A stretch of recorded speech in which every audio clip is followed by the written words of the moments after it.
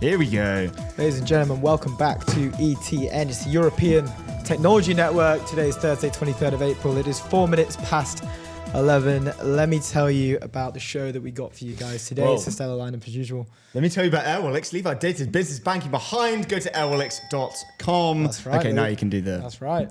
Now you can do it. Go for it. Airwallex, we love them. We love them so much. But let me tell you about the guest lineup that we have today. Opening up the show a little bit earlier than usual, we've got Australia-based Gabriel Dickinsono on the founding team of MTS. For those who aren't aware, and I'm sure you must be aware unless you live under a rock on X, but MTS is a new 24/7-esque live streaming news network. We covered it on the show on Tuesday with their very successful launch. Gabriel is going to come on to tell us a little bit more about what they have planned for the future, what is the founding story here, and how did the gang get together, which can be very fun. Following that, we've got Sebastian Klaus, CEO at Atmos Space Cargo, to talk about their recent Series A announcement, a $30 million Series A. They are the only European private company to attempt and successfully achieve space re-entry. We'll be talking about their Phoenix 1 launch and their plans for Phoenix 2, which is what the funding will be used. They're essentially developing a... Do you know where they launched from? I don't actually. It'd be interesting to know where they launched from. They have a Do re-entry they launch license. from the US or are they? No, it's all in Europe. Okay, all in They Europe. have a re-entry license with Poland. With Portugal, which is going to be interesting. I know that they're Baltics. They originate from the Baltics, but they have a re-entry license with Portugal, and essentially saying like, hey, can we land something from space in your country? Which is funny. So I'm going to ask him how that conversation goes. They probably don't have they don't have the paperwork drawn up for that yet. Well, no, they do now. They do now. Yeah, so they were the first European company to ever be granted it, and I think Portugal were also the first European country to ever grant it, which is funny. So first all round. Fair. Cheers, everyone. Happy Thursday. Cheers, and shout out to Framer. Build better sites faster. With Framer, go to framer.com. Following that, we've got Itamar Lesuisse, co-founder and CEO at Ready, which was formerly known as Argent. They're going to be coming on and telling us a little bit about the rebrand, what the plans are going ahead, and what they're up to today. Following that... They just hit $50 million in, I think it was, let me just go and check. It's on their website. There's like a cool counter on their website. Here we go. Spent with the Ready card. They just hit $50 million. Congrats to the Ready team. For that. That is big stuff. I think they did that in 6 months. They did their rebrand in mid-2025 to basically make it all... to kind of take over the kind of standard consumer market, right? It's not just for crypto guys and girls. It's more like now for the kind of mass market, which is super exciting. I'm gassed to have them on. It's going to be good. Happy days. Expansion plans. Indeed. Speaking of expansion plans, we've got Laura Gonzales, Florez, Chief of Staff and Head of People at Synthesia. They are putting a lot of cash into expanding things in Europe. We're going to be talking to Laura about what are the expansion plans, why are they happening, where are they happening, how much are you spending, what are you guys excited for? It's always be good to catch up with the Synthesia team. We haven't spoken to them since we had Daniel Kim on, their CFO, who I wrongly announced as their CEO. And we had a good back and forth about that with Daniel on the stream. Prior to that, we had Victor over there. He's one of our first guests on the show, actually. So shout out to the Synthesia team. It's always a pleasure working with you. Following that, we've got Adam, founder at Sport.fun. They are... Can you tell me a bit more about these guys? Yeah. Sport.fun is basically a platform where you can have shares of athletes essentially and how they perform, what they're doing, kind of sick. It's very, very cool. I'm going to ask them a lot of questions about kind of what they think that what does the future of the kind of athlete market look like and the sport and the sport kind of so you bet on them entertainment if market. Like Ronaldo is probably a really good one. Essentially, so athletes have a shared value, and their value is reflected by their real performance and demand on the market. So someone might have scored a goal, their share goes up. Love it when they do that. Get it in the back of the net. Get it in the opposition's net. But it's super interesting because they're the first one to do it. They also are. I think they've. They're the top consumer. They're the top consumer app on the Base chain. Shout out to Base. So shout out to Base. And I think they also got funded by the Base. I didn't know Base had a fund, but they do apparently. Anyway, I also want to ask some questions about the World Cup. What they have planned. I think they've got some major plans for the World Cup. So it's going to be very, very interesting to talk to Adam. It's Love to hear it. Following that, we've got Xavier, Colin's return guest to the show and good friend, co-founder and CEO of Wonder Studios. It is the world's leading AI native film studio. And I've been loving how this has been progressing. I think initially with the Hollywood versus AI versus video realm, people were relatively bearish. Now it's becoming very, very clear that this is a part of the future. They've got some incredible enterprise contracts signed. They're working with some incredible studios. So we're going to be hearing directly from the horse's mouth as to what is the state of Hollywood, AI, video, media production. They've produced AI music video for Lewis Capaldi. They recently, back in October when we had Xavier on, closed a 12 mil seed round led by Atomico, also friends of the stream. Shout out to Andreas Helbig, and they have a bunch of plans for 2026. And then following that, we have a final guest. We're not going to talk about too much because we'll get to that later in the show. We can know who he is. Yeah, they know. They can go and check if they want. But we'll get to that later in the show. Shout out to Colin. So let's just have a ding and go into the news round. Whoa! Before we go into the news, I think we should start. It is St. George's Day in the UK, and the Japanese ambassador for the UK came out with a very nice video of him. Let me try and find it. He is one of the biggest legends of all time. He goes round to pubs in the UK, and will neck a pint in pubs. Do we have this here? I'm trying to find it now. Get over to me. We can get it up on the old streamingtons. I'm just finding his name. Can't remember his name. There we go. There he is. He's probably like the most friendly, like amazing, kind man I've ever seen on the internet. He's become beautiful. Like a national treasure. Can you send me the? I think I said I'd put it to the top. Okay, let me put it to the top. Go to the top. Let's pull this one up because you folks are going to want to see this. This is so cute. We can let me just I'll pause this now because it's going quick. But look at that fit. Look at that fit. We should have done fits for this. God, that's the most well-dressed British man. Wait, we need to hear him. Sorry. Word up, brother. Love to see it. Bit of cake, bit of tea. What cake is that? I've got it on a rose. Thank you, Hiroshi Suzuki, for your wonderful wishes. He's got a slab of cream in that cake. We support you, sir. It's a Vicky sponge. Yeah, but I feel like that's like a lot of cream. It does look like a lot of cream, actually. Now I'm looking at it closer. That's an incredible amount of cream on that cake. Regardless of the cream, there's a beautiful suit, beautiful get-up. Colour coding with the roses, with the tie. There's also a pinstripe red hiding under that. With a white collar as well. Looks stunning. It's looking good. Stunning work from Hiroshi. We salute you, good sir. Enjoy that Victoria sponge. Back to the news. Anyway, let's get started on what is going on in technology newsland. There's a lot of stuff to cover. We have about 4 or 5 top stories, but we can get into what we're going to cover throughout the day. But maybe I'm still playing that. Sorry. I love Hiroshi so much. I just can't get enough. Hiroshi. Let's have a look at what's first on the docket. So, SpaceX and Cursor exploring Mistral team up. We put out a graphic yesterday. They lift off. Let me talk a little bit more about this. One sec. I'm just having trouble getting this up. Why we linked it, no? Yes, but that's the wrong one, and that's my fault. Oh, yeah. Essentially, what's happening is, after we've all seen Cursor, SpaceX now have the right to acquire Cursor for $60 billion with a potential backup plan of a payment of $10 billion for their services. Basically, now, they are guaranteed to do a $10 billion year, which is nuts. What a deal.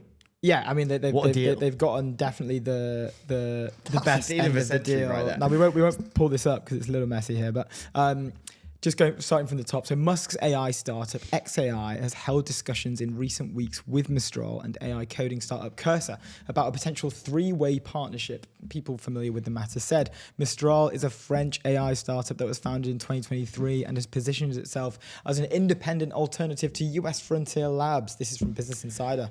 So initially, they actually edited this article because they referenced Cursor as a French headquartered company, which is incorrect. And I saw a few tweets like Le Curseur. And I know that one of the James and the team was making some jokes yesterday in the chat when we spotted it. SpaceX, which owns xAI, announced a deal this week with Cursor that gives SpaceX the option to buy Cursor for $60 billion. Business Insider reported last week that Cursor was training its AI model on xAI's infrastructure. But Musk is also pushing xAI into more partnerships to try to catch Anthropic and OpenAI, which have lately jumped ahead in AI coding services and AI agents. Musk has floated the idea of a closer AI collaboration with Mistral and Cursor to take on rivals like Anthropic, insiders told Business Insider. Mistral co-founder Devendra Shaplot joined xAI last month after a stint at AI startup Thinking Machines Lab. He currently leads pre-training at xAI. A little bit more, but let's stop there. This was a bit of a shock to me. There are conversations around, well, I find it interesting that this is, one, it's come from people familiar with the matter. It's not an official statement from either party. This is a scoop.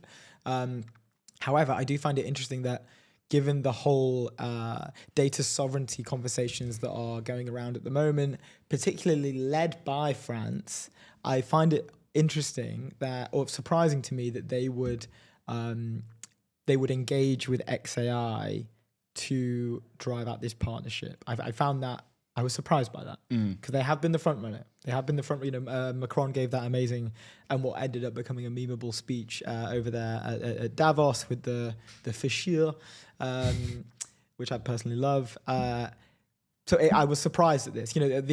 France is the country that we've been covering the most in terms of the Data Sovereignty Act, right? Like they've been the leaders for this. From a vocals perspective, yes, but also from like an actual doing stuff perspective, right? I can't remember. We ramble on about it all the time with the Zoom alternative that they were trying to roll out or something. We obviously had that nightmare situation, but I think that was in Germany. That was in some random town in Germany. Yeah. Surprised to see it. We can get into the Cursor stuff later, but particularly on Mistral, I was surprised, is what I will say. Okay, so let's go to where this started. The talks have been basically happening kind of like in parallel. Obviously, the announcement before, so this was, the Cursor announcement happened like a day before the Mistral kind of like partnership announcement type thing. Important that we say it's scoop, because this was not, I don't think it was meant to be an announcement. Okay, so Cursor announced their partnership with SpaceX on the 21st with the statement. What was most interesting here was basically saying essentially Cursor are bottlenecked by compute and therefore they're doing this. So it said Cursor is partnering with SpaceX to accelerate our model training efforts. We released Composer less than 6 months ago as our first agentic coding model. After that, Composer 1.5 scaled reinforcement learning but by over 20 times. Composer 2 then added continued pre-training, reaching frontier-level performance at a fraction of the cost of their models. Each step up in compute has translated to meaningfully more capable models. We've wanted to push our training efforts much further, but we've been bottlenecked by compute, which with this partnership, our team will be able to leverage xAI's Colossus infrastructure to dramatically scale up the intelligence of our models. Now, obviously, xAI, they have a supercomputer. They're able to facilitate what Cursor want to do, and so it's kind of like a match made in heaven for them. And this isn't just a hey, we want to train a better model. This is we want the same and better infrastructure than the other players in the space, Anthropic and OpenAI. And I mean, if you think about it, like when this whole saga started, when I guess like Elon Musk buys like Twitter and makes it X, like the buying of the buying of a social media has now turned into I'm buying a frontier lab Cursor to go and build a frontier coding agent to go and build, this coding model that is one of the best in the world. So it's just like the acceleration of this story is just absolutely bonkers. And then now, xAI is betting on like compute infrastructure and hence this kind of like, trio tie up. Yeah. And yeah, it's interesting. I mean, I get your point. But when Mistral is able to team up with someone with a company that has like 1 million kind of GPUs or whatever they have, I think they have 1 million. They use like H100 chips. Like you're gonna go and do that, Yeah, fine. Like your country is like kind of fighting for sovereignty and data sovereignty specifically. But I don't know. Like if you want to be at the top, like you have to do a deal like this. Yeah, I agree. Do you think that was a conversation in like during the deal? Do you think that was a conversation in France? Well, I think that like, hey, we've been like basically telling our whole nation that we're pushing for data sovereignty and we want to kind of move away from the kind of US hyperscalers. But then again, this deal is happening and this gives us a chance to be in the forefront of compute, working with probably one of the top coding models in the world now, like if not Anthropic, but yeah. Yeah, I mean, it's very xAI-like, I think, to do something like this. In terms of, I see SpaceX, Cursor, and Mistral. I don't think that that's a three-way partnership. I think like nightmare blunt rotation, basically. Like, I'm just thinking like, why is this in the same sentence? It doesn't make any sense. Okay. It seems like a bit of a, and again, this is a scoop, right? This isn't an official piece. So the wording that they use is in discussions of, like, had meetings with, like, nothing's finite, nothing's defined, and it hasn't been officially released either by SpaceX and particularly by Mistral. Because that would be an uproar, I think, a similar vibe of like the NHS Palantir conversations. It's like, why are we mixing, especially in this time of data sovereignty, why are we mixing like international, like key security related like infrastructure, basically like that doesn't gel in the public's eyes. So I'm surprised to see it. I can't imagine why Mistral would want to do this from any reasons, to be honest. Like it's interesting to me. I'm maybe, I guess, like, because we're saying SpaceX, but SpaceX is becoming xAI. So I mean, maybe there's elements there when it's kind of fine. But yeah, to me, this is still like a pretty bizarre one. A left field.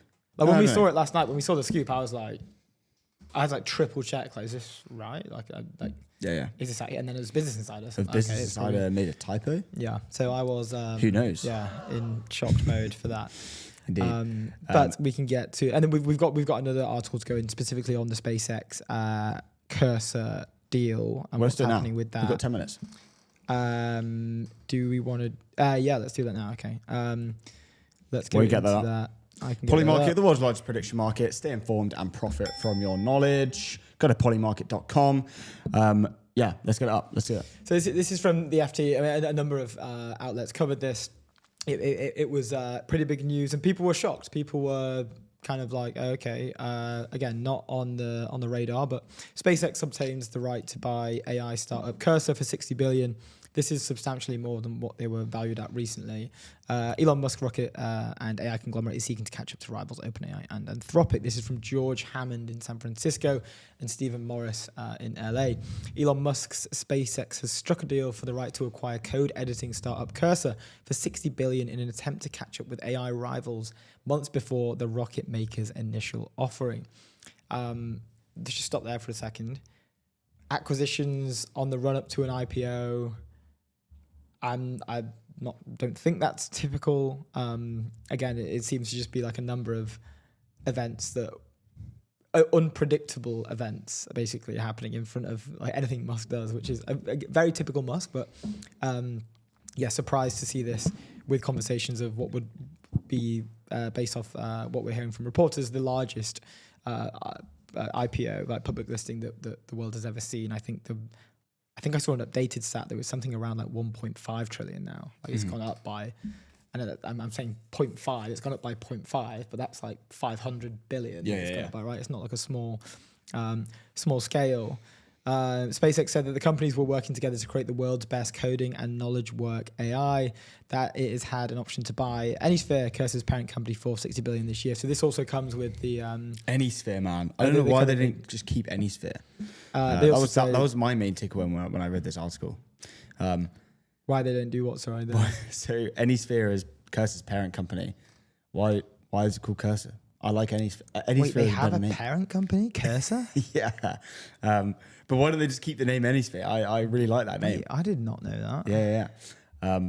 Anyway, if SpaceX decides to proceed, it would pay $10 billion for our work together, which would affect be among the largest termination fee in history. Cursor was valued at $29 billion in November and has been one of the fastest growing companies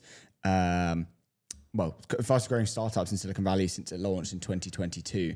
Musk is hoping Cursor's customer base of software engineers and expertise in AI coding tools will help him reel in AI rivals whose models have outstripped those produced by xAI Labs. The billionaire founded xAI in 2023 to take on OpenAI and Anthropic, and has since merged the group with SpaceX, which is gearing up for its record-breaking IPO this summer.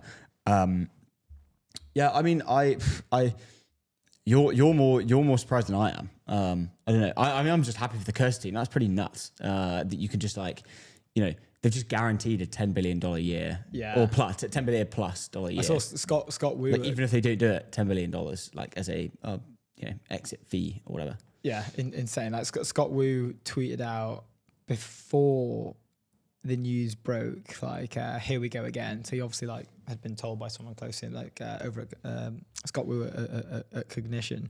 So this obviously been doing the rounds privately before the big announcement. But yeah, I mean, I guess it's just everything here is just related to we need to prepare more for the future in terms of monopolistic structures around OpenAI and Anthropic, mainly Anthropic at the moment. But there is a bit of a vibe reversal coming from OpenAI that we've got a few tweets to get stuck into. But there is. You're right. Mainly that Sam Altman got drunk and started replying on the timeline, and it was amazing. And he openly admitted, I've had a few drinks, and then started firing out tweets, which is good. And we have a few to cover later on. Always fun. Which is excellent.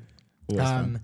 But SpaceX's IPO is expected to value the group at 1.75 trillion. So 0.25 trillion higher than I previously suggested. The largest flotation of all time. Acquiring xAI has complicated SpaceX's financial picture. This is what I'm saying. This just adds. If you're the CFO, you're probably oh, for God's sake, another. Can we just IPO more in the already? balance sheet, This is the biggest thing.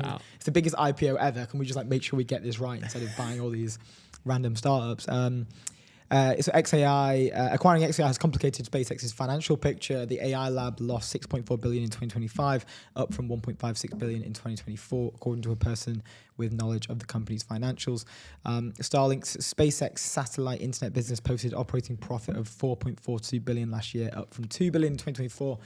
So everything's treading along nicely. Everything's looking good. I didn't know Starlink's operating profit was that high. That's an insane number. We're seeing it more commercialized, I guess, to be fair. We're seeing certain airlines implement it, not Ryanair, obviously, famously. And a little bit more on the deal specifically. The deal with Cursor would bring SpaceX a leading product and distribution to expert software engineers, the company said. Cursor will make use of SpaceX's massive computing resources to continue developing its own coding model Composer, launched late last year. Oscar Schultz, Anysphere's president, said, "We think SpaceX is basically the best company in the world when it comes to building out compute.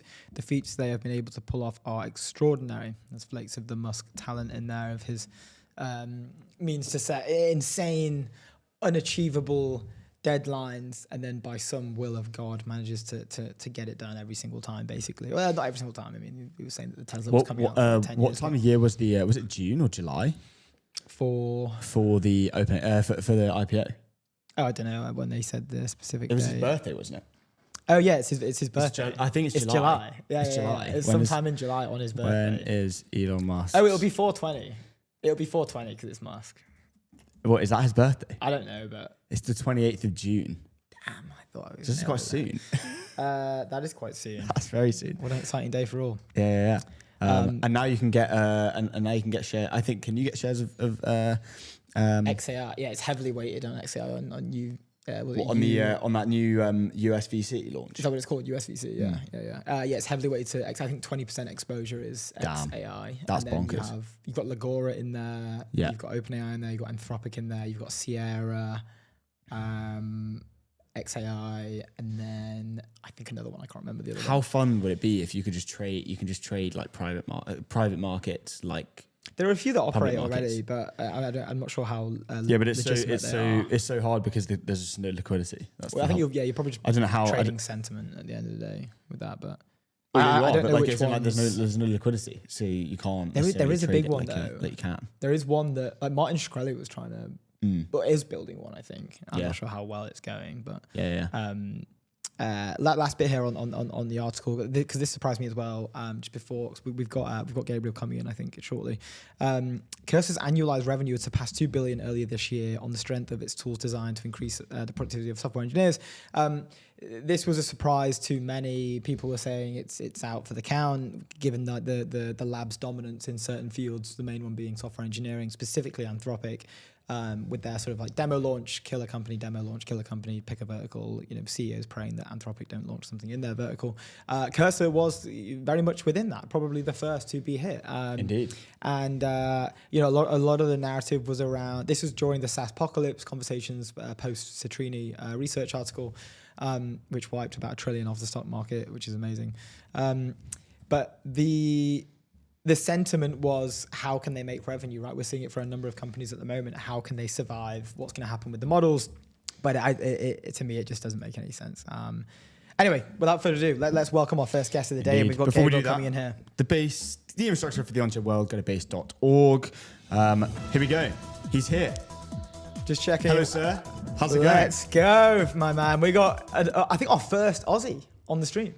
No, sure, wait, I think we've had Upshots. Do you know Upshots? I don't know Upshots. What are they working on? You should. They do like NFT trading cards. Yeah, it's dope. It's a cool company. Very, very cool company. That's extremely Australian. Let me guess, he's from Queensland. Queensland or Sydney? I don't know. It's kind of like Owl Miami. Queensland. I think. Yeah, you got that one shot. Yeah. One shot. You nailed it in one. Absolute expert. Welcome to the show. It's an absolute pleasure to have you here. Welcome to the European Technology Network. Thank you so much for having me. No, absolute pleasure. You guys are on absolute 10. It's only been a couple of days.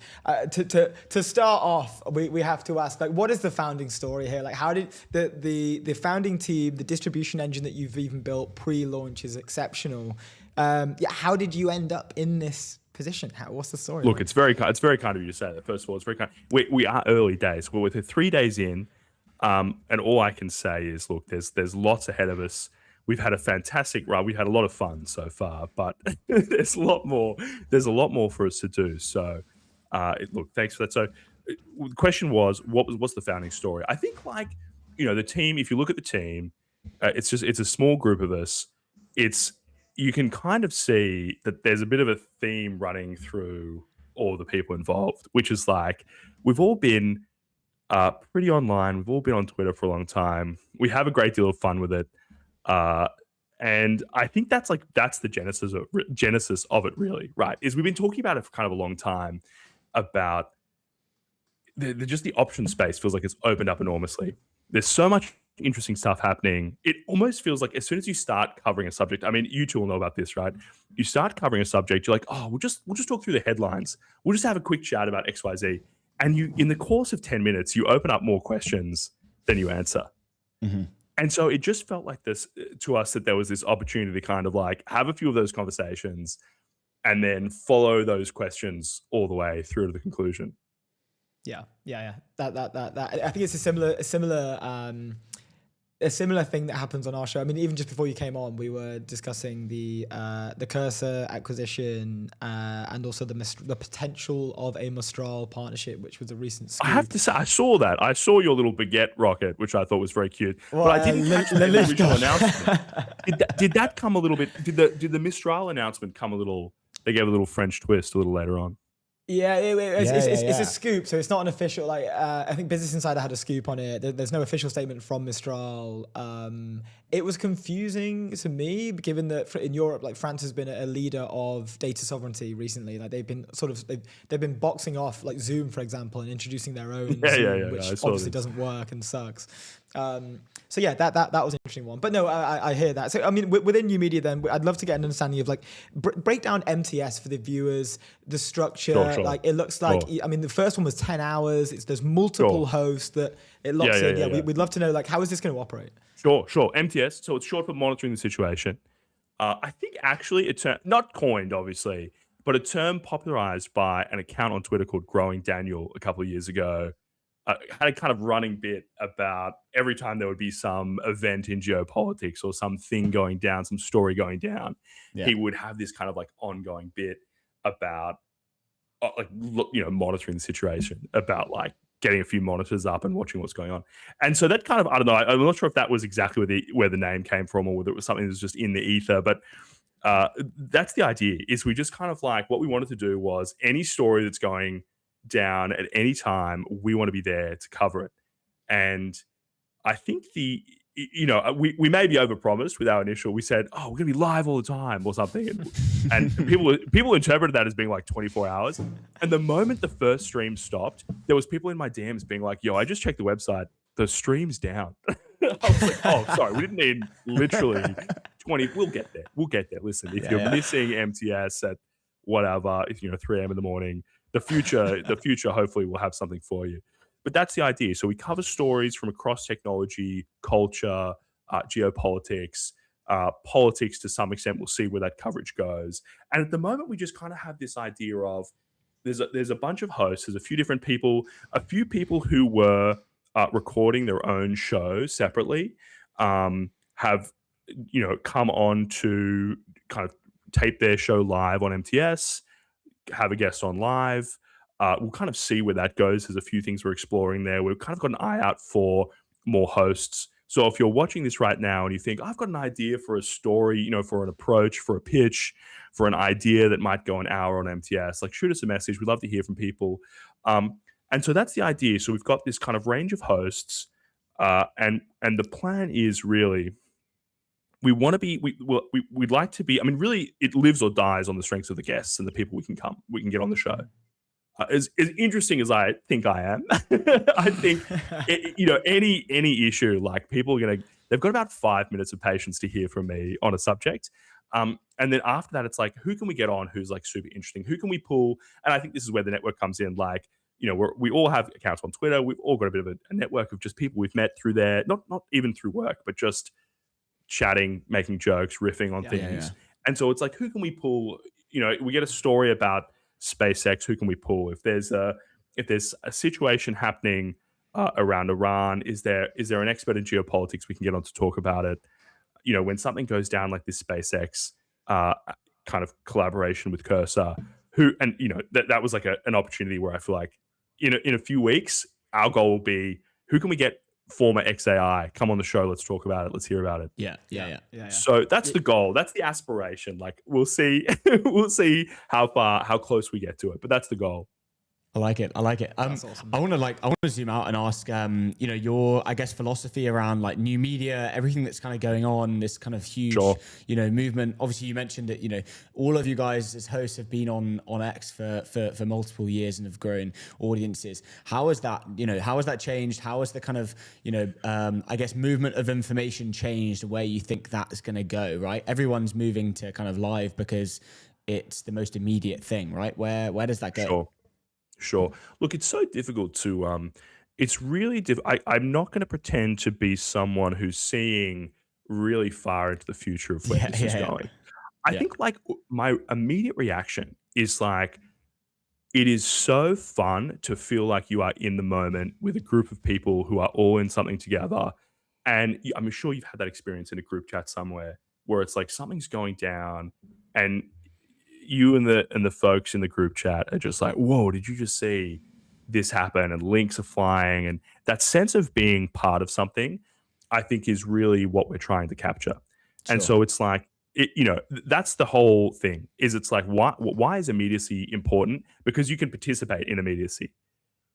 If you're listening to a podcast that was recorded 2 weeks ago, it's like interesting. You're a pure receiver. You are a pure consumer of that information. You're not a participant. And I think what's so fun about Twitter, what's so fun about any social media network that really succeeds, what seems to be driving the success of the streaming platforms generally, although I've never spent much time on Kick, for example, or any of these, but what seems to be driving that is the sense of producing and being involved as well as consuming. And so that's the appeal. Now, in terms of stepping back for a second, when people talk about new media, right? Like, I think it really, to me, it's like if you're a company, if you're an individual, if you're a podcast, if you're a journalist, a lot of the time it's like, do you have something interesting to say? Do you have an interesting story to tell people? Like it might be, you're building a product that's interesting to people. It might be you just have an opinion or a view or a scoop that's interesting to people. But it's like fundamentally the dynamic that has shifted in media over the last 10, 20 years is it is now driven by the viewer, the consumer. And so it's less about, like you talked about, you kind of said, oh, you guys had such a great distribution when you started kind of day one. And it's like, we didn't get that by selling newspapers for 10 years. Yeah. We didn't get that, right? We didn't get that by hitting the newsstand. It was just a bunch of people like making jokes online and talking to their friends and creating individually a sense of community and involvement and participating in things. And that's what drove, right? That's what drove the network. And that's what brought us to where we are. So that's a bit of an incoherent answer, but I think you know what I mean. It's brilliant. And it shows that there's an incredible amount of power behind the organic nature of that as well, right? Like you can 10,000 incredibly loyal connections or like followers worth 1 million more than like a million just blank pages, right?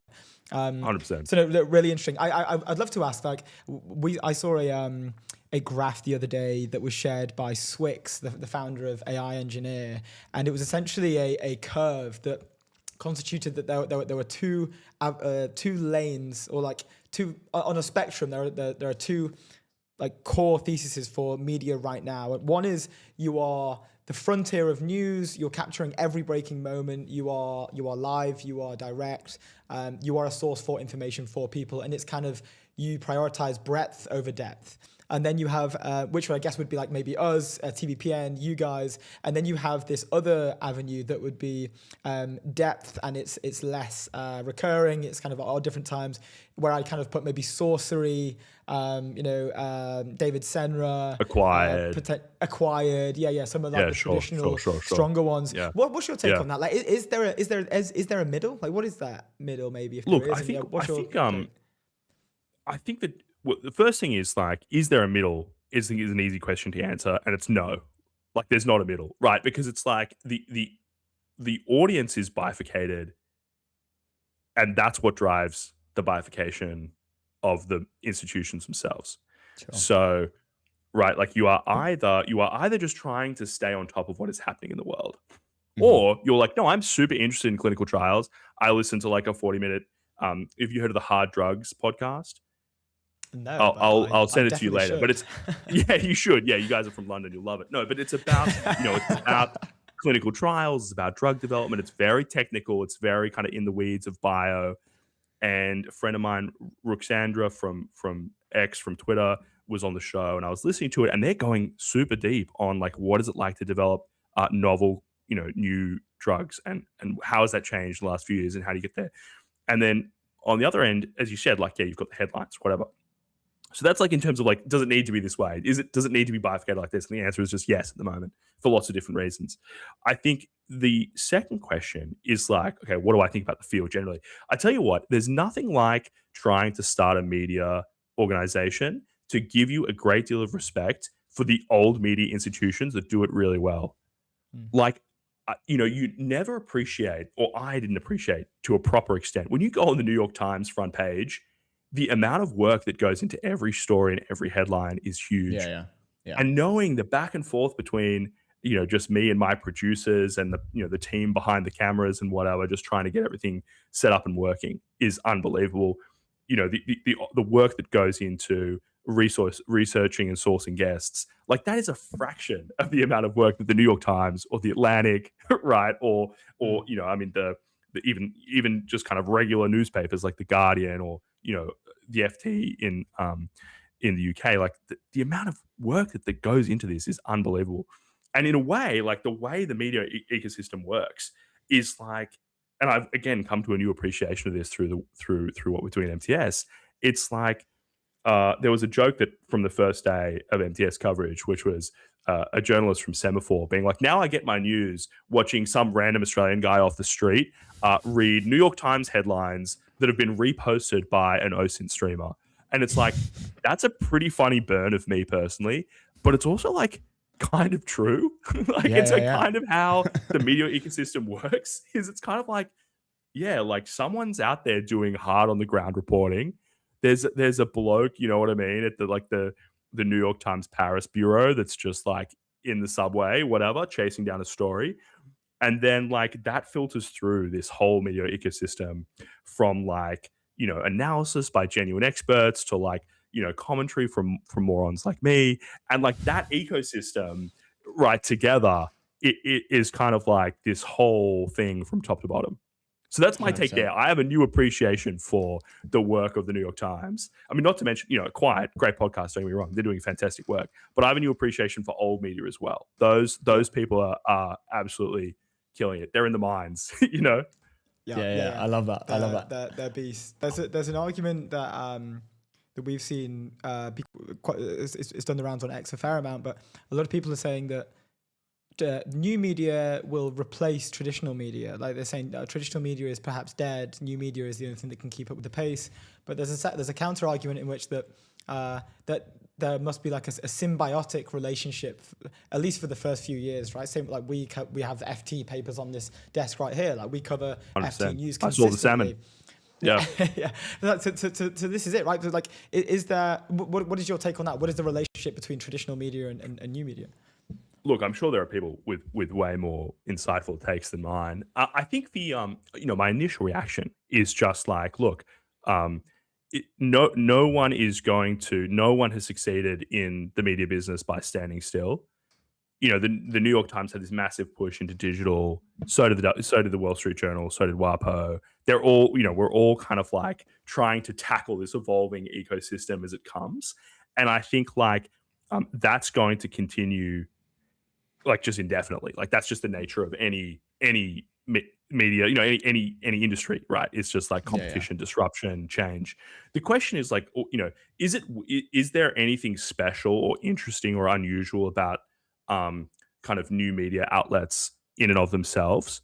And I think my initial reaction is like, it's not clear to me that there is. I mean, we are trying to do something really cool because we saw a great opportunity to cover interesting stories with interesting people and have a bunch of great conversations in a cool format. That's what appealed to us about it.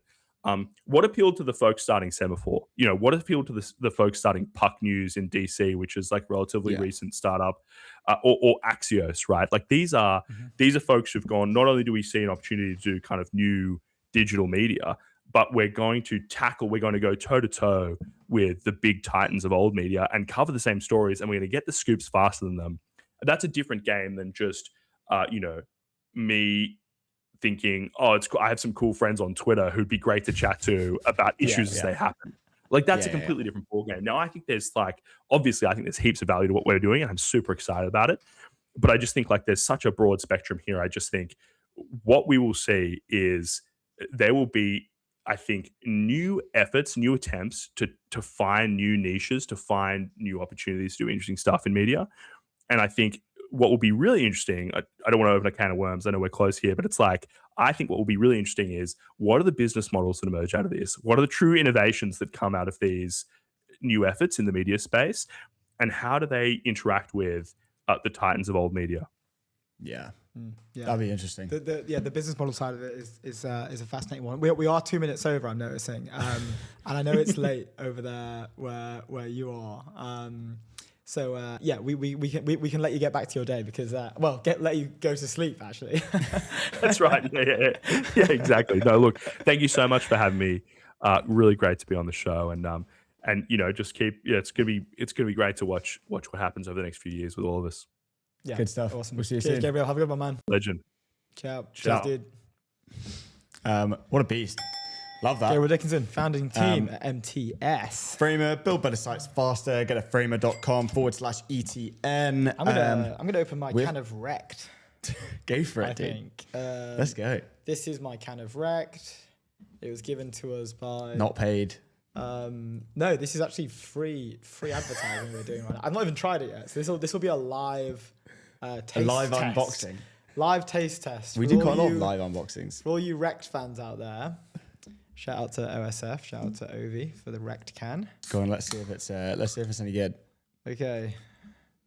A live taste test of wrecked. What flavor is it? Liquidated lime. Okay, here we go.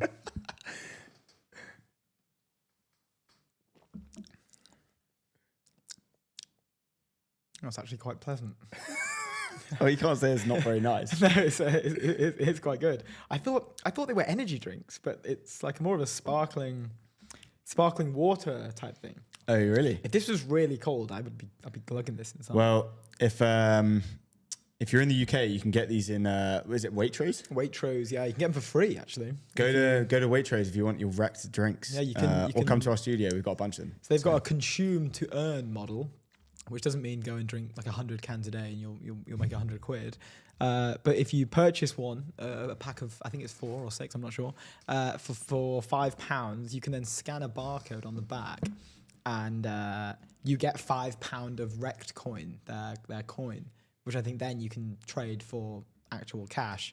Again, this is not paid. We have no affiliation with Wrecked. I just think it's a very interesting business model. We had the founder. I think it's where consumer brands will go. I think it's a very nice early bet, but not too early, where on-chain stuff and all of that kind of stuff is becoming more mainstream, and consumer brands and the way that people market is ever evolving, and I think they're all gonna kind of come together at the perfect moment. And it seems like Rector, they're experiencing incredible growth and they're selling like a load of these things. It's all going to get acquired by xAI. Yes, everyone's going to get acquired. This is what we were saying last week with with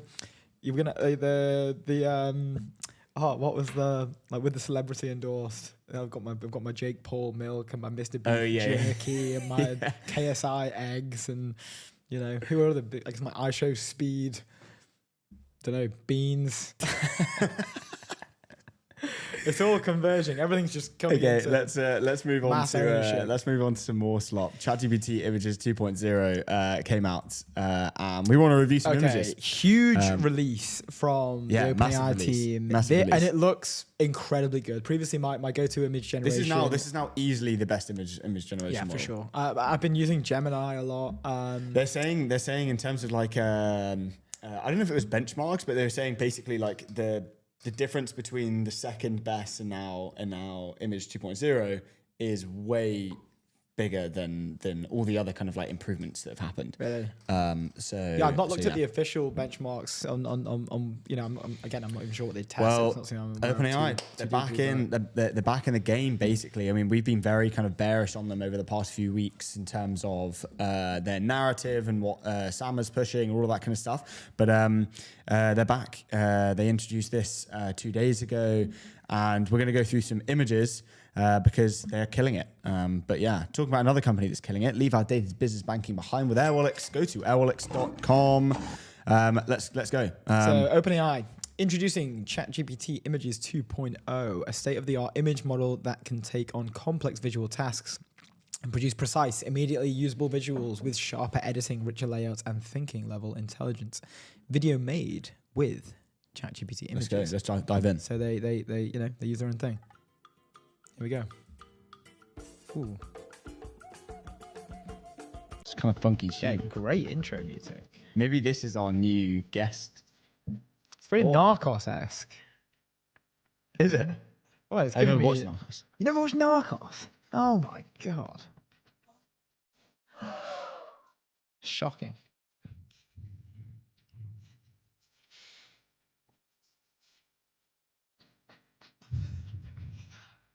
Yes, come on. It's very chameleon themed. Well, yeah, it's all about chameleon.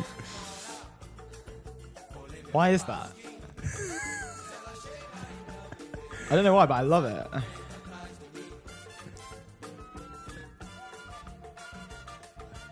Yeah, this is great.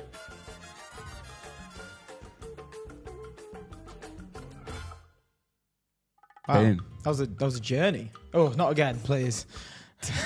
What a Sorry, song! I though. did That enjoy was a it. great song. I thoroughly enjoyed that. Quick thoughts. Chameleon's confusing. Don't want to overanalyze it. It's a chameleon. Love it. I'm here for it. Huge fan. I feel that they should have given him like a nickname maybe or something. That could have been good. But was They surprised should to have see given a the chameleon a nickname. Yeah. You don't think? Like, can you company mascot? Yeah. Do OpenAI have a OpenAI mascot? No. Chameleon? I don't know. Sam Altman, I guess. It's kind of the mascot. Yeah. You know, he gets drunk on the timeline now, which is his saving That's pretty grace. mascot behavior, to be fair. It was the best thing he could have done. It's the best thing he could have done, I think.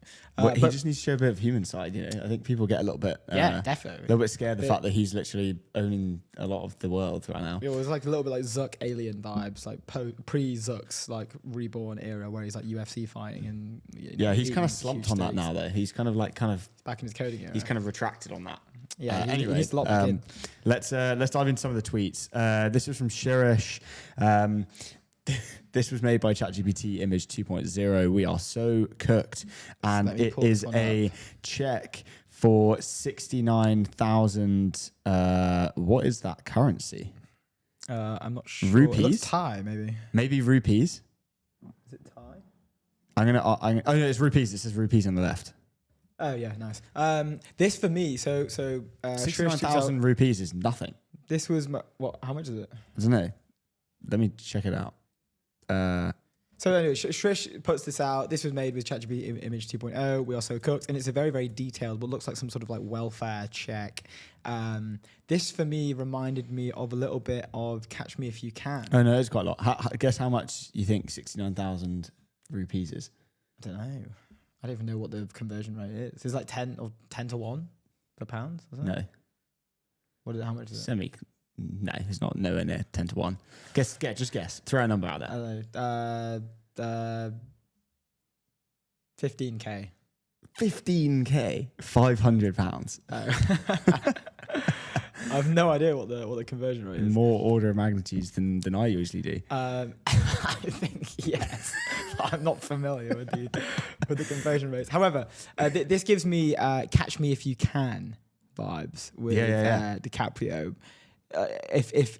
If people have this ability at the moment, like it wouldn't work for a traditional bank maybe at the moment, but there are thousands, like uni students at uni that need to forge letters from like doctors or whatever to get off school.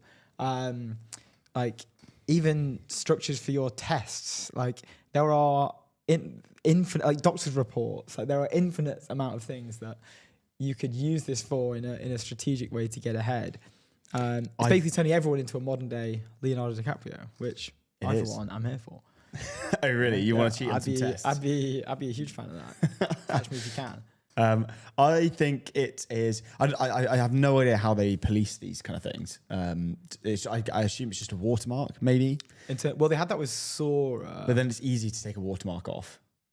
Yeah. So Gemini has a watermark. They have that little the Gemini thing there. The little Gemini thing in the right. corner. Yeah, but that's easy to take off if you need to. Yeah. I mean, you should literally crop it out. It's gone. You either crop it out. Well, yeah, you can crop I it haven't out. seen. Is there a watermark on here? There's no watermark on this. Yeah, I haven't seen any watermarks on any of them that I've seen get done. Yeah, I mean, also the main thing that tells me this isn't a real thing is it's dated at 2013, and I feel like most things expire like that. Like a check would expire. I assume. I don't think I've ever cashed a check. Yeah, you have. Come on. I don't think so. Really?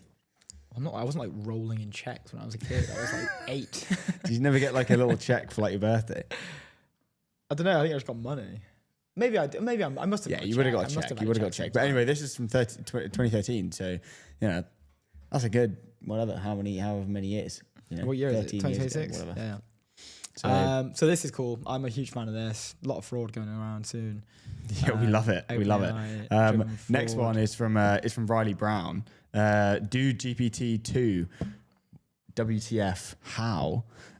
He's basically like, we should watch this because it's very interesting. Yeah, this is nuts. The detail here is incredible.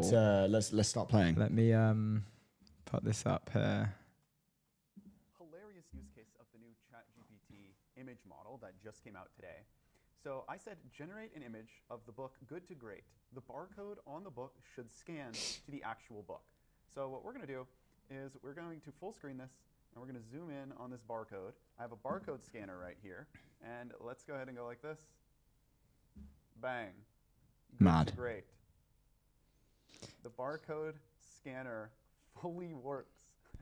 So that's insane. Like that's a serious step in terms of like, well, they've added like elements of like functionality to it in a way, right, where it becomes even more valuable. But like previously, when I first started the video, I was looking at the books that it's generated. I'm thinking, okay, yeah, like those books look kind of, they look real, like good and like books, but like it's nothing really that's that exciting compared to like Nano Banana that's that could maybe handle.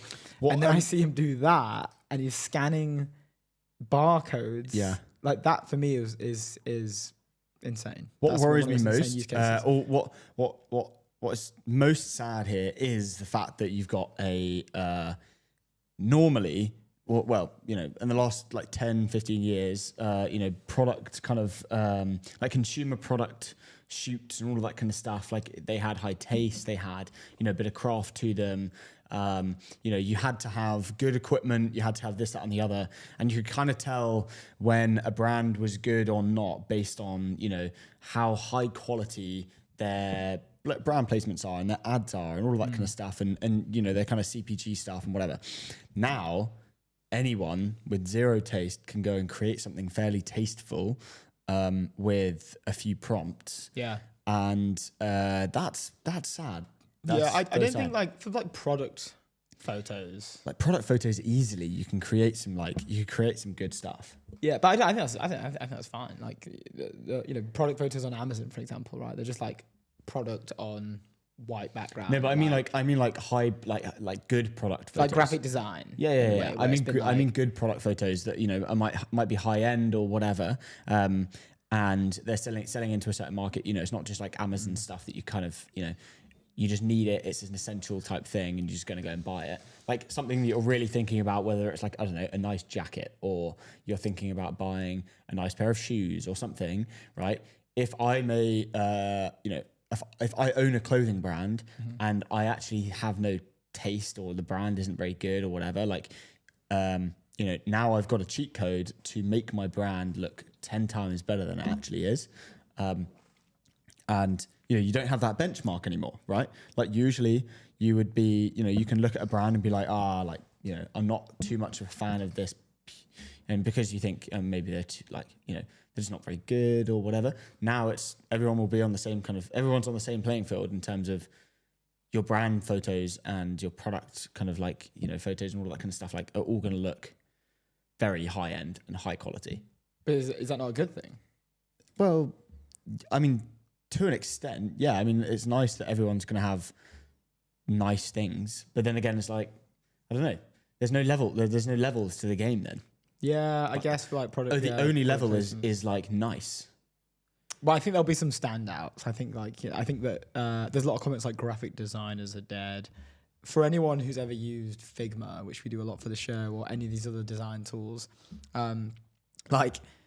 there is no way that, in my opinion, these are anywhere near replacing these types of things, right? Even a guest announcement, for example. Sure. Like, imagine if you can type into one of these model providers, like, build me this guest announcement. Like, you definitely can now. Do you think? I reckon so. Yeah. Oh, really? I think try one. I'm going to try it. Yeah. Let's try it tonight, and then we'll get them ready for Tuesday. Yeah. Let's see if people notice that. If you see our guest announcements change, that was me. Yeah, but point it out if you see it. Like, let us know if it's clearly. I've AI. done a mad one, and I've created it on Images 2.0. I haven't actually played. I'm now saying this live, and I'm realizing like Drake, this is just something we should have done ages ago. Yeah. Drake, like the capabilities were there like months back, and we just haven't caught on. Yeah, we're still stupidly using like Figma. No way. Maybe that's true. Okay, It is. That's a bit of a wake-up call. Figma is good, and I'm still bullish on companies like that. But I just think there is a. If I owned like a consumer brand, I would be all over this thing. I would be putting it, using it to putting it to work in, TikTok, Instagram, all of those kind of places, making sure that like I am leveraging all of that technology to be able to make my life easier. Yeah. Do I have to spend 10K on a shoot? No, I don't, because I don't have to go to a studio and I don't have to rent all the cameras. I don't have to do all of this. I have a product and a laptop and a phone. That's all you need. So you need. Anyway, I think it's a great thing. this was a great tweet from James Hawkins. He's such a legend, pull this man. up. He was like, wow, GP2 image Gen 2 is insane. Prompt, CEO of $1 trillion company in front of the Eiffel Tower. He's always so quick to these things. He's a S-tier poster. But this He is S-tier This poster. was one of the maddest like company updates of all time. Like, it literally sent their stock. Obviously, the Meta rebrand itself didn't land well, but it sent their stock plummeting. It hit a floor of like $89 or something. Yeah. And this wasn't that long ago. This was. But it was because like they 3 were or 4 talking about it. years. They were talking about how great it was, and it's like, guys, Yeah. After it dropping literally looks like you just made millions that and on probably billions actually on Xbox. Yeah. After spending so much cash, do you know what's mad? I've just realized I actually spoke to a graphic designer in the bar of the Four Seasons in SF. We were sat next to him, and we were at this hotel bar, and we were just having a few drinks, and like it was getting quite late into the night. And we ended up chatting to this guy, and he was saying like he was the guy that worked on the Meta rebrand. Oh, Like he was the guy that did it, and was saying it was like a little bit of pandemonium Did he have a internal. Did he still have a job? Yeah. Yeah. But it was rubbish. But I mean, like debatable.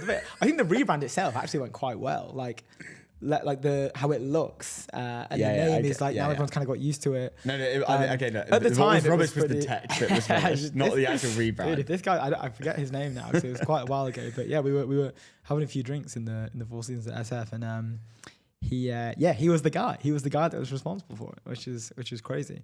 But yeah. I mean, the response for this was absolutely dreadful because it was like, okay, they've spent loads of money on this thing, and it's the future, it's the metaverse, it's the new thing, and they dropped that, and it's like that looks like Wii bowling. Like the Wii was more frontier than Facebook in the metaverse at the time, which is it honestly looks like they've probably just. I would have absolutely Wii loved to be doing the characters. show when that dropped. I think we would have had an like absolute emergency ball stream. when that dropped. Because Because that doesn't happen anymore, right? We've got two Frontier where, like, obviously there's some funny stuff going on, but nothing is like really like it's not laughable that it's really bad. yeah, it's not laughable.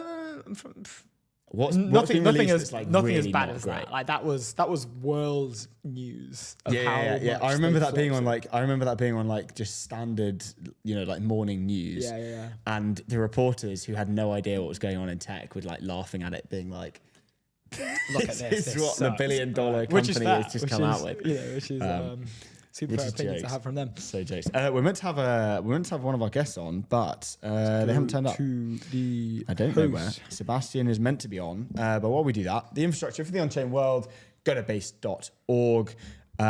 Let's move on to another story. Let's move on to EQT. Because this is good. EQT. Indeed.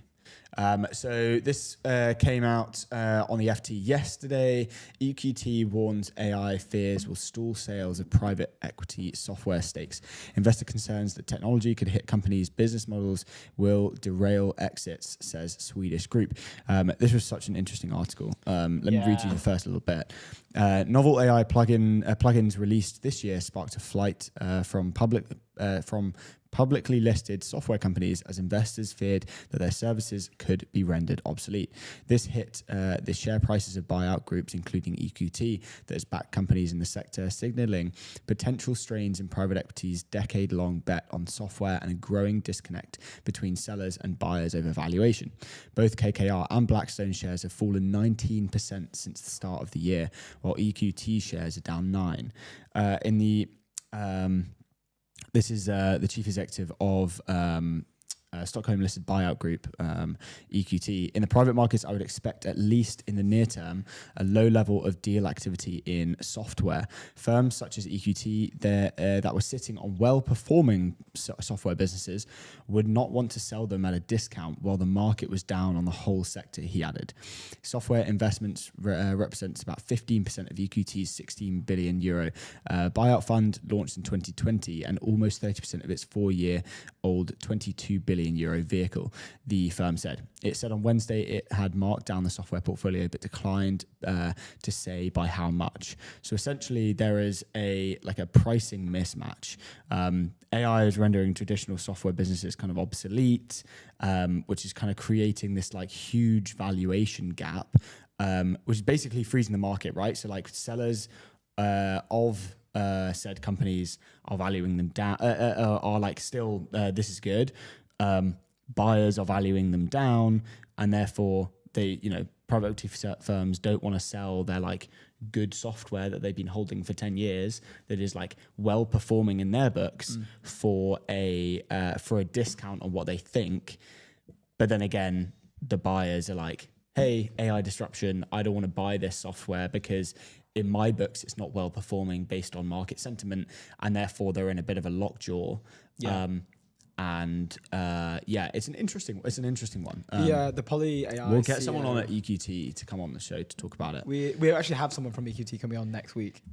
We have someone from EQT coming on the show. Already sorted. I was trying to get them on today actually, but I emailed them too late. I literally emailed them this morning.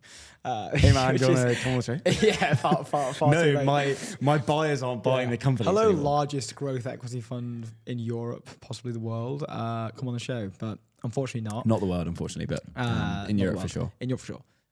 But this is interesting because Nicola Poly AI CEO came on and we had a great talk about this around the SaaS apocalypse era, who we mentioned earlier on the show today. It's post-Citrini article, which painted a picture of a future of the world that AI has basically, that we've achieved AGI in a weird way. And it was basically just destroying all the software stocks.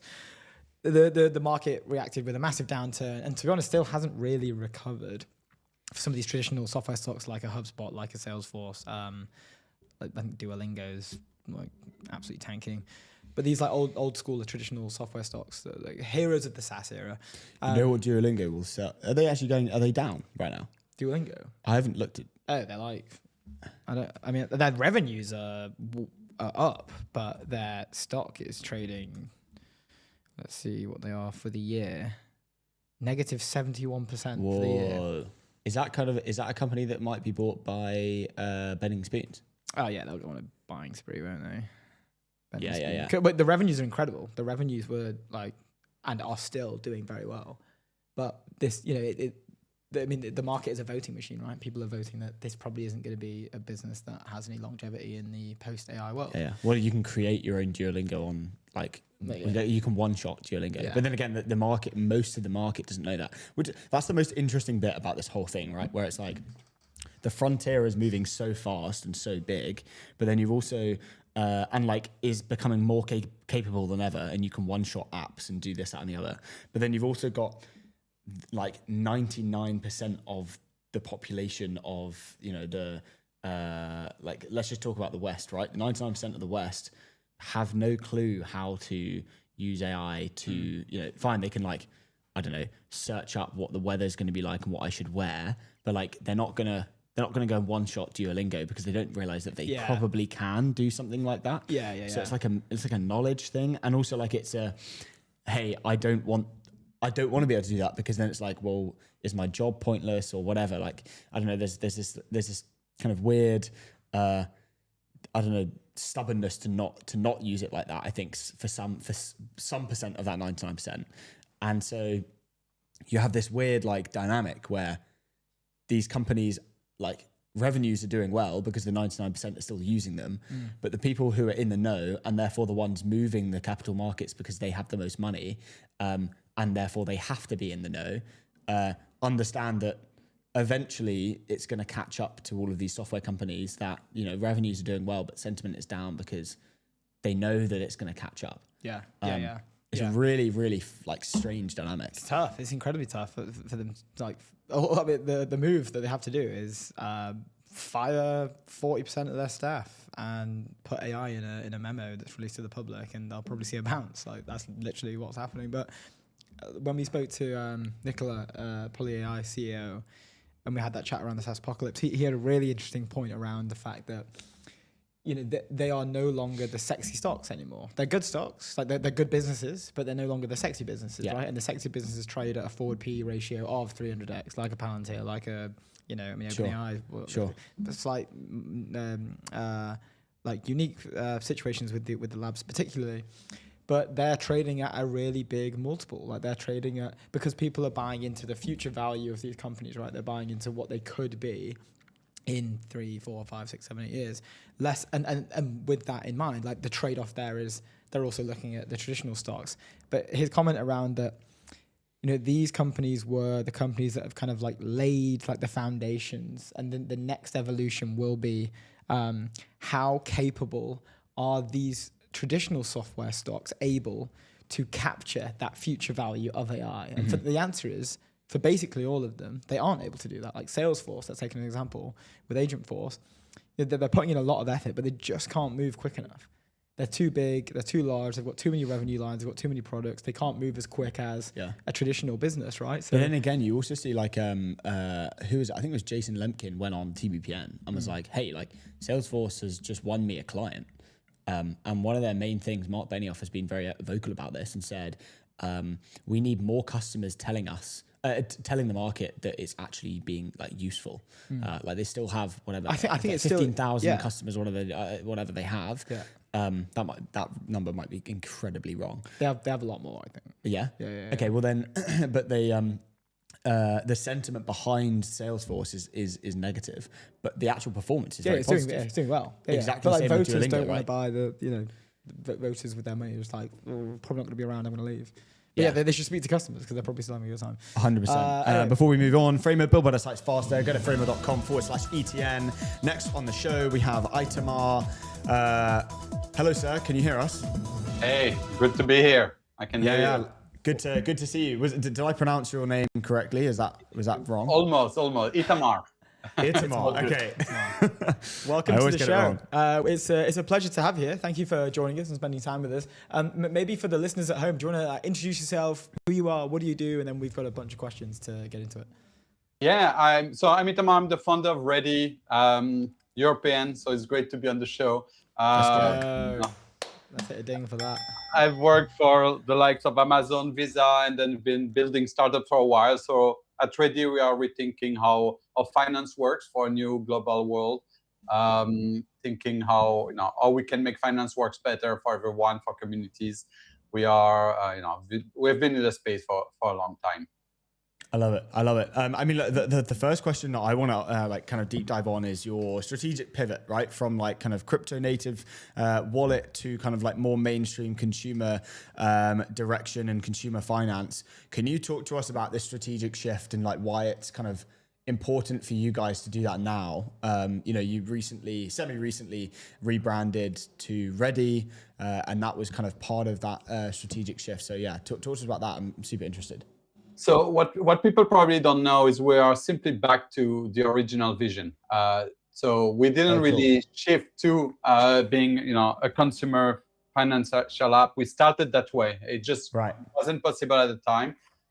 Tech wouldn't scale, so we're building on blockchain rails. It wouldn't scale. Regulation wasn't there, and it's been really a year and a half that things have changed, and so we were able to to get back to that original vision, away from that crypto native only focused. Sure.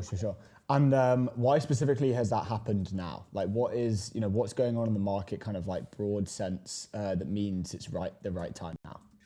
Realistically, I think so. There is a tech element, scalability, etc. That was very gradual. I think clearly the latest change in US administration is probably give a big boost to the space from a regulatory perspective, brought some more regulatory clarity, and I think allowed the like of Visa, MasterCard, bigger Stripe, etc. to be much more open to the space and more comfortable working with companies like us. Are you good? Yeah. Sorry, just checking something there. Sorry, I just replied to a quick email. It's my thank you for explaining everything. Could we hear more about the founding story? Like, how did this get started? What is the story here? Yeah, so I had another company with Gerald, one of the co-founders, and we were basically the largest mobile brain training app. So very different. We sold that business back in 2017 to a big book publisher. And three things I would say. Of course, blockchain was really starting to be on the map. Ethereum had launched. A lot of people were starting to think and talk about the tech. I had at the same time the transfer from the buyer to my company was flagged. Basically, we got a no-fact flag, so the funds were frozen. So you are literally selling your UK entity to another UK entity. In dollar, a multi-million bank transfer was frozen for weeks, so very stressful time. And so suddenly we're like, wait, maybe that blockchain thing makes sense. And at the same time, I had an employee who kept telling me about that, and I bought my first crypto experience. This whole first transfer you do that feels like magic because there's no middleman, nothing. So these three things came together. Started looking at the space, realized there were a lot of problems to make this usable and let's say mainstream and accessible. Everyone had to write words on a piece of paper, etc. So we really thought we will solve that, we'll crack that problem. The vision actually was quite similar to what we are doing today, but the space was very different. So things have evolved drastically. Yeah.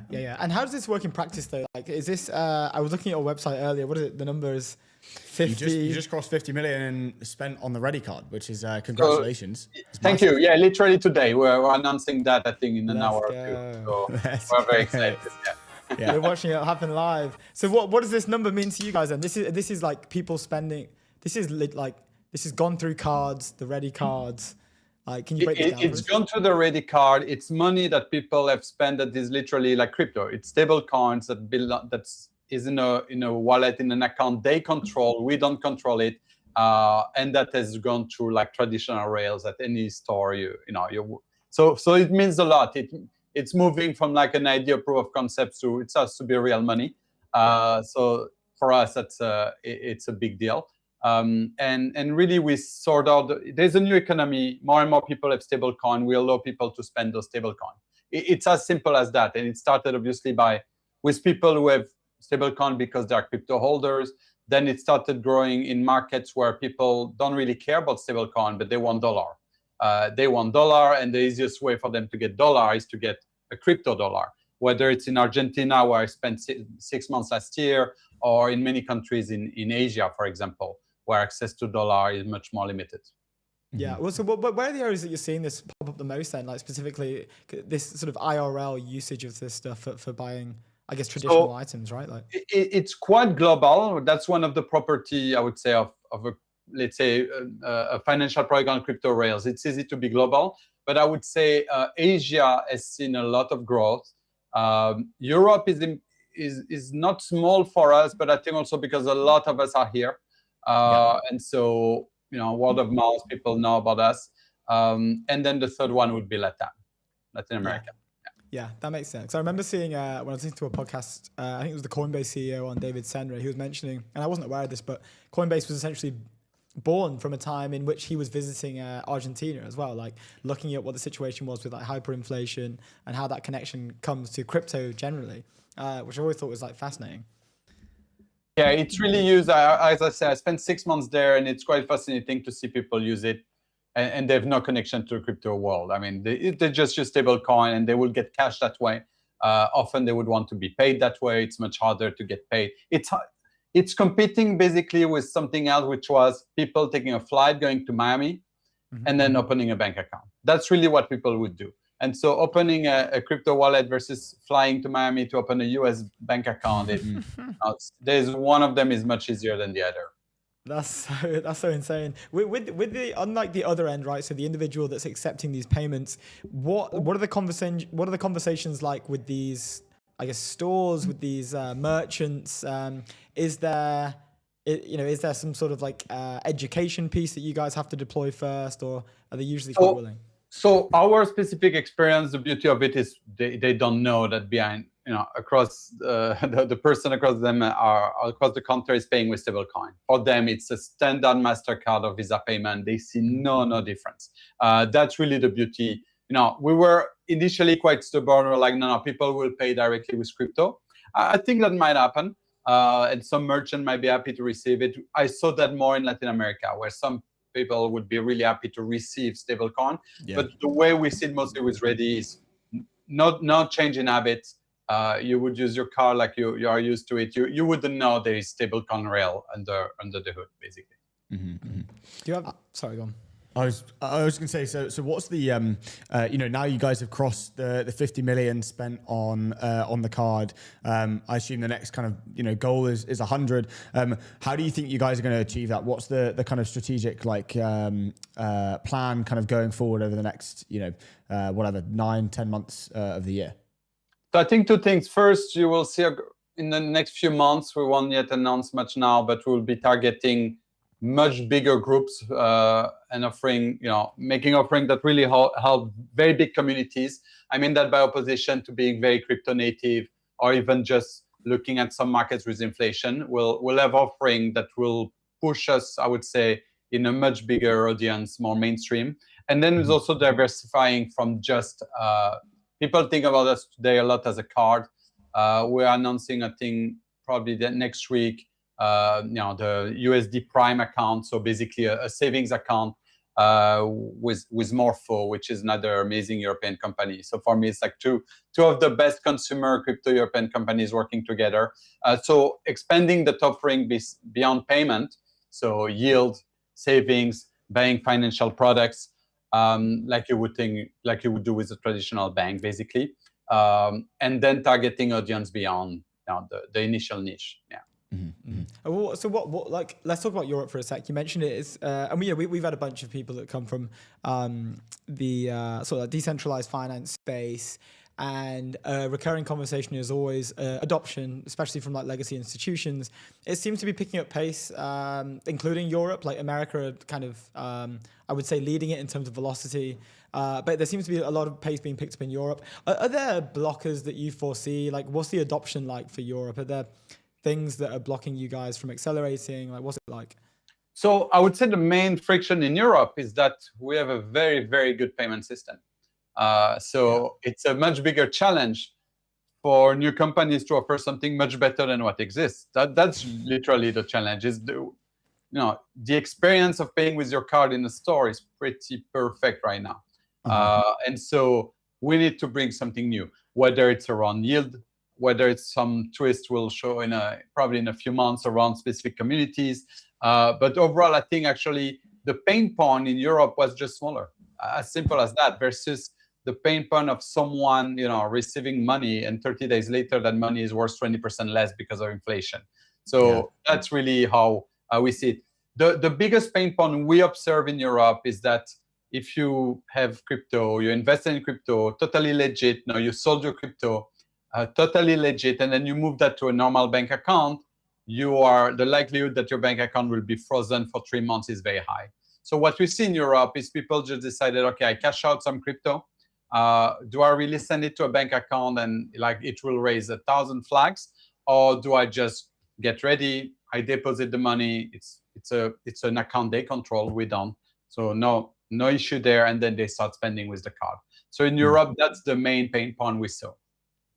Are you guys looking at again, it's a very common topic, but are you guys looking at the way this can interact with agentic workflows, agentic capabilities at all? Is this like a conversation that you're having internally? There's a lot of talk about this, I guess, framework is the agentic economy.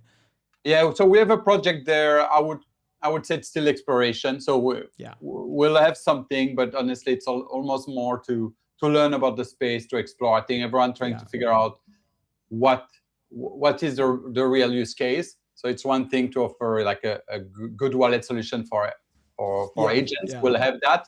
And now the question is really what will the agent use it for? So that's a space where we start to understand we are building something small there.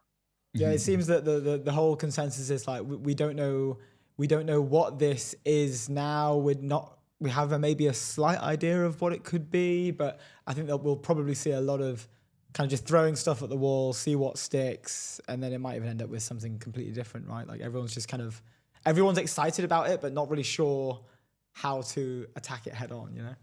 I would say, yeah, I think that summarized it well, but it's changing so fast every month that it's hard to, I wouldn't make a bet against agentic taking off. I mean, it's just mind-blowing the speed to which progress is made. So agents will need to be able to pay. Mm-hmm. Yeah. In you haven't mentioned too much about the US, like in terms of North America. How much kind of market penetration have you guys got over there? It's because we don't issue a card yet in the US. We'll do that probably in the next quarter. Yeah. And I would say similar to Europe, there's less of a hair on fire less of a pain problem. Point there. Yeah. And that's in the US. We're excited about a new broader initiative to solve problems for a broader group than just crypto native or inflation hedgers. And so that's when we'll be ready, probably end of Q2, early Q3. Yeah. Okay. Fine. Nice. And then in terms of those markets where there isn't as much of a a huge pain point, how do you guys kind of go about the go-to-market type function, right? What's the thinking there when you want to try and penetrate a market that is the payment system was already pretty good? So invite me in September and things will be very clear. So we are experiencing. We have some very interesting projects there, but as I said, the bar is higher. You need to think more creatively about what's your product offering. Yeah. Okay, cool. Good stuff. Well, the short answer today, it's limited to crypto holders mostly. We make their life much easier. We want to go way beyond that.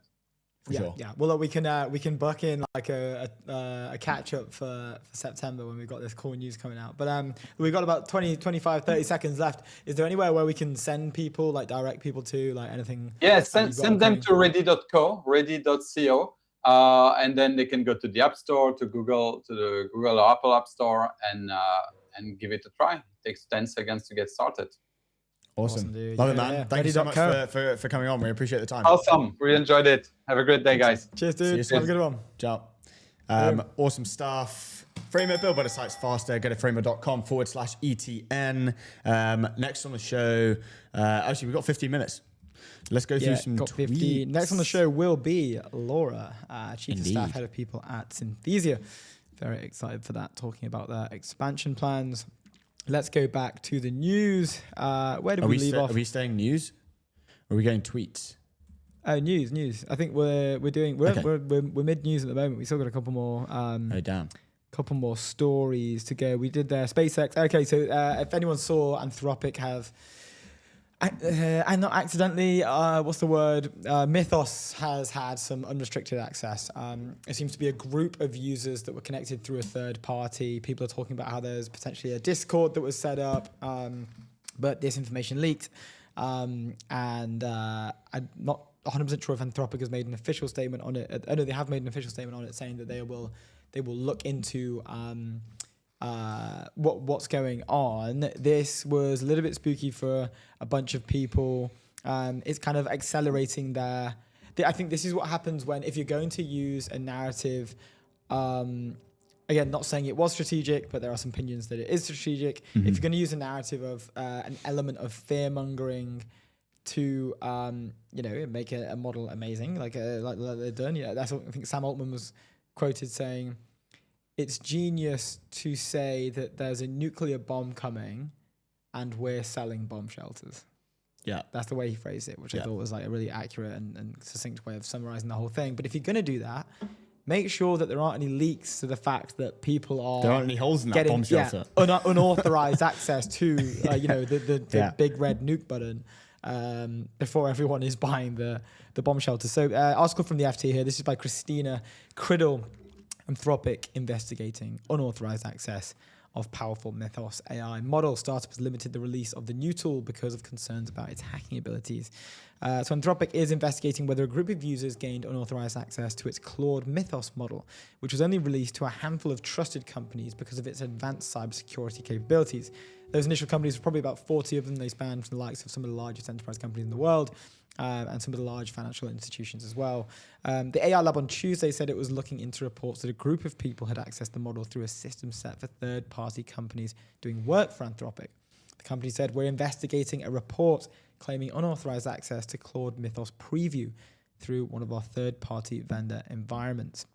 The incident raises concerns about whether the $380 billion AI lab, that is like the publicly known official valuation in the private markets on some of these behind-the-scenes trading terminals, which I guess are less official.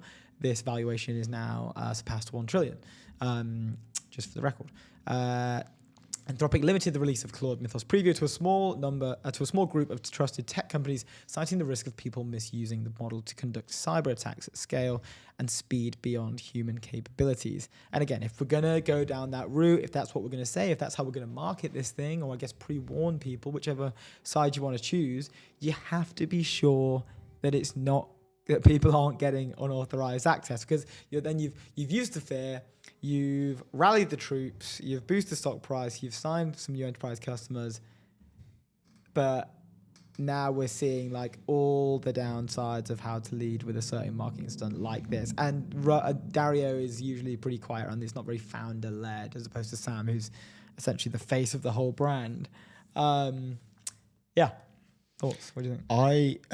So the end of the article is the most kind of like interesting one, because they've marketed it like this, basically saying, hey, if this is in the wrong hands, the world companies, is like, it's kind of like world-ending, company-ending type thing. Hackers will be able to, and the FT says, security experts have cautioned that in the wrong hands, hackers could exploit bugs faster than organizations can fix them. But like, since this story has come out, have there been any examples where, have there been any examples where companies have had their bugs exploited faster than they can fix them? No, right? Vercel was hacked and Lovable was hacked. But I don't know whether it was using. I don't know. Probably not using Mythos, but like that, I think Anton came out and said that. Was anything drawn back to Mythos?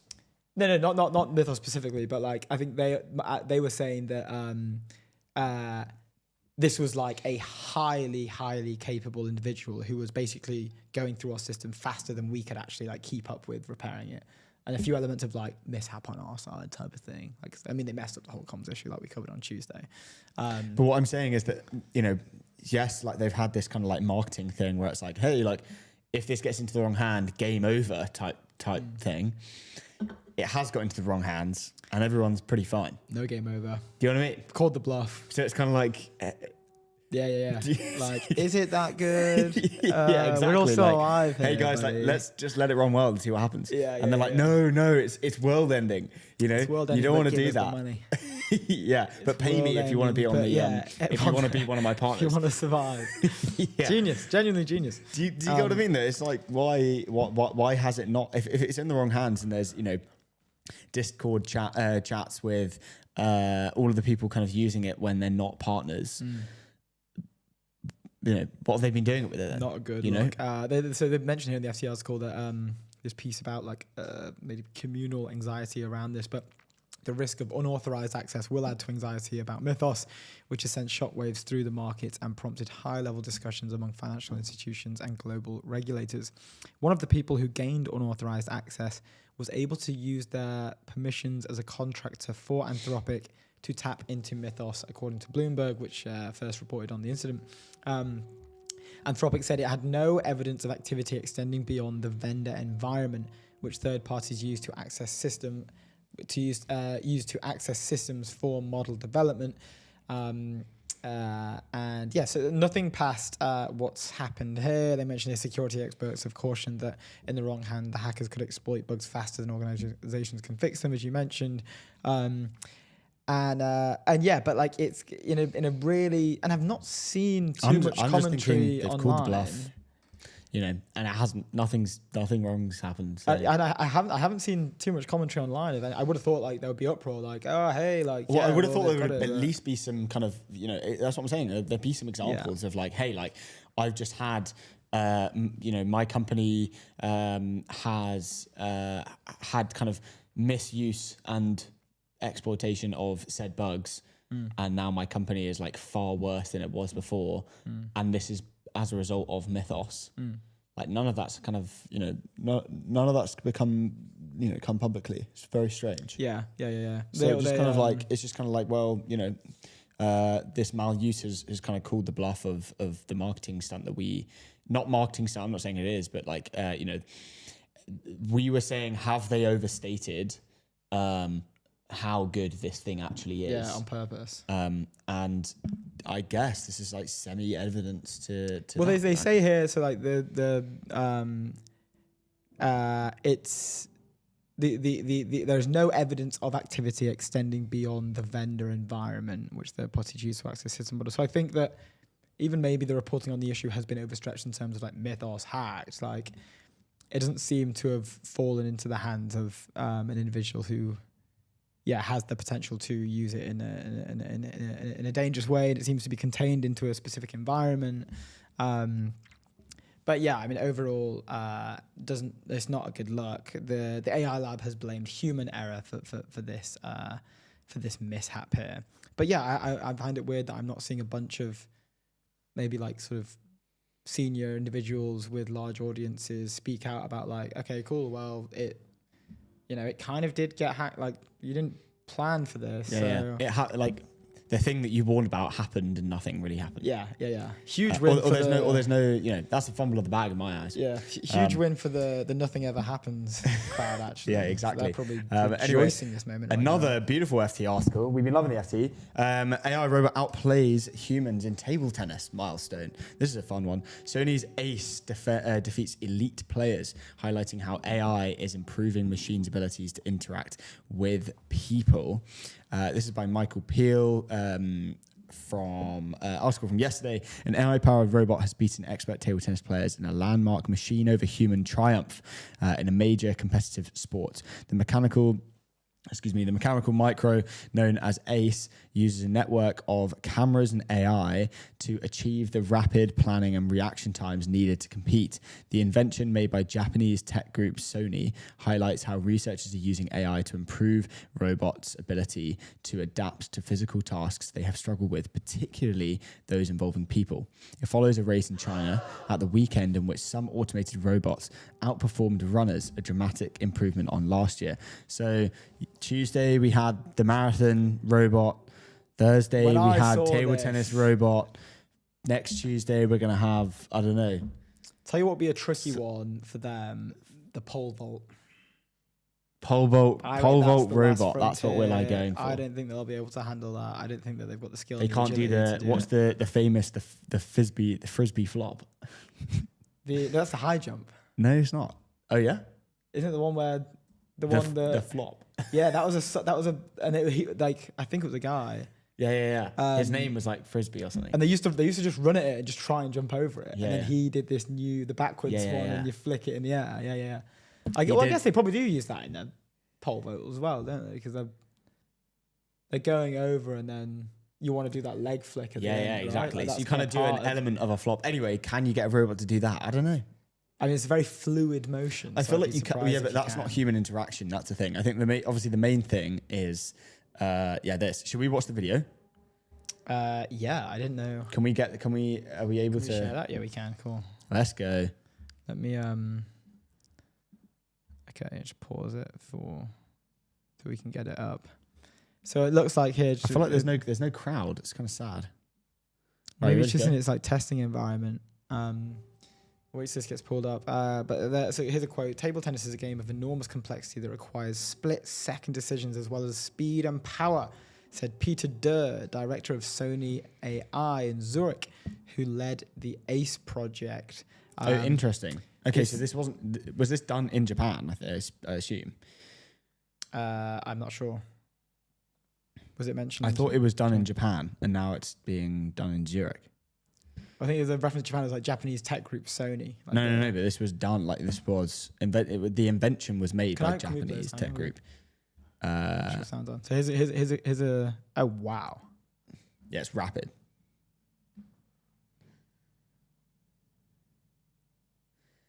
Surely it's just like it just.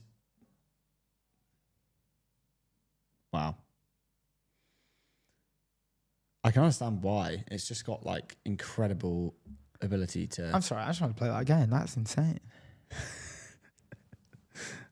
I like how they have an umpire as well. Keep it fair, you know. Damn, look at that. That's incredible. How do you get past that? You know, it's got What, as a like human? it's got the length. Yeah, you're done. You're just done. Like, there's no way. Like, I don't know So, how I would want to see it fail and see, and it also doesn't have the mental thing. So it's kind of, you know, that's the whole point of these heads can racket never go sports, down. right? Is the mental. Yeah. That's the hardest bit about these. You're alone out there. You know? Yeah, you're playing literally against a robot. Robot head can't go down. Obviously. No emotional loss there. This research breakthrough highlights the potential of physical AI agents to perform real-time interactive tasks and represents a significant step forward, creating robots with broader applications in fast, precise, and real-time human interactions.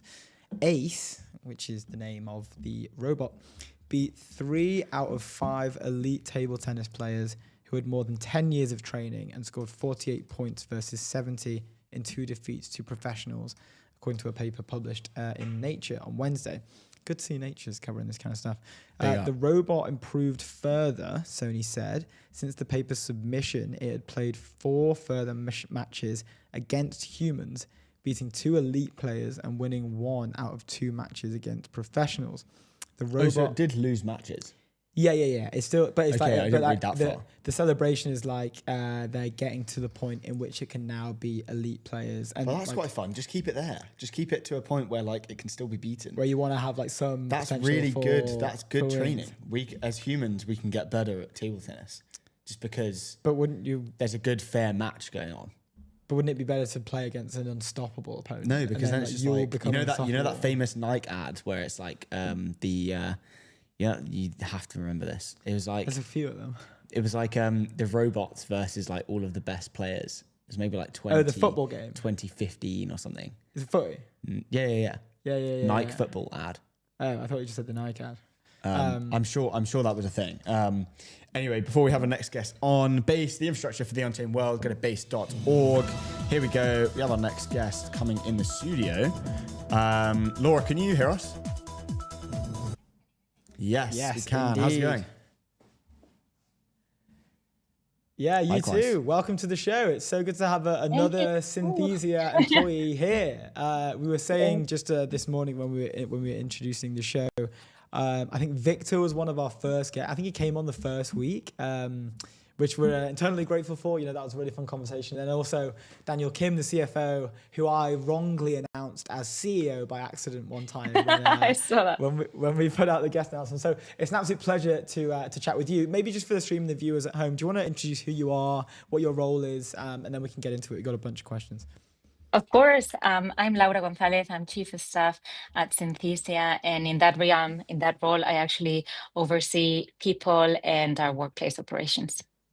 Amazing. And there is some news to discuss that's already come out. The expansion plans. Do you want to just give us a high-level view on what are these expansion plans? They're major, they're global. Break it down.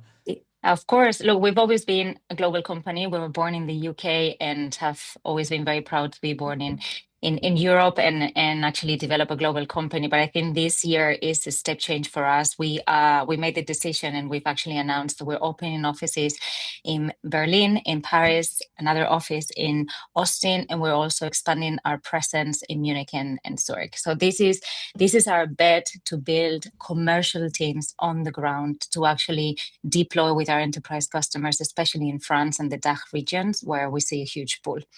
Mm-hmm. Nice. Let's go. Sorry, the other one. I was going to say, can you talk to us why those specific places? What's so important about the DACH regions that makes the opportunity for Synthesia so large over there?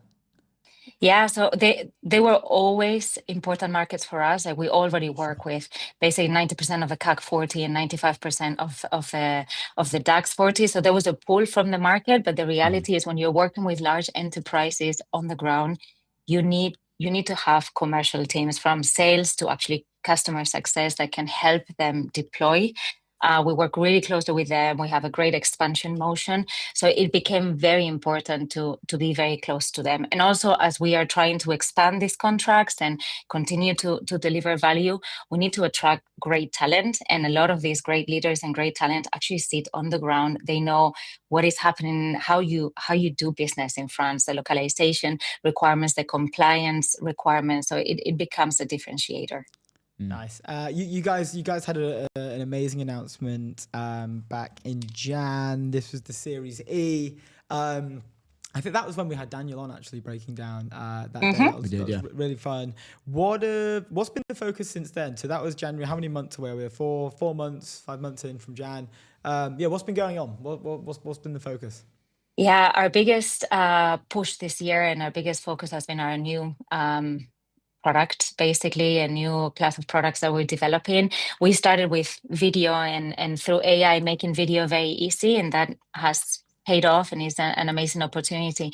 But we believe that we need to go a lot further. So we're basically working on our conversational agent product, which effectively helps transform video completely from like a one direction passive you just consume into actually something interactive, personalized, where the employer and employees, which is at the end of the day who we serve, will be able not only to digest content, but actually be able to practice role play, put it into practice, which is effectively what we're solving, right? I think companies don't have a training problem. They have a skill development problem, especially in this age of AI. And that's what we're going to launch next.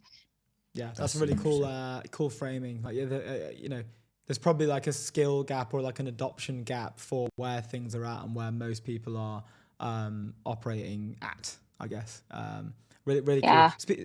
Speaking of that, like AI literacy, it seems to be the new workplace literacy. It seems to be what's coming through. I mean, everyone has to have it now. Everyone has to be up to date in it. Everyone has to be able to use the standard tools, and that bar is forever increasing.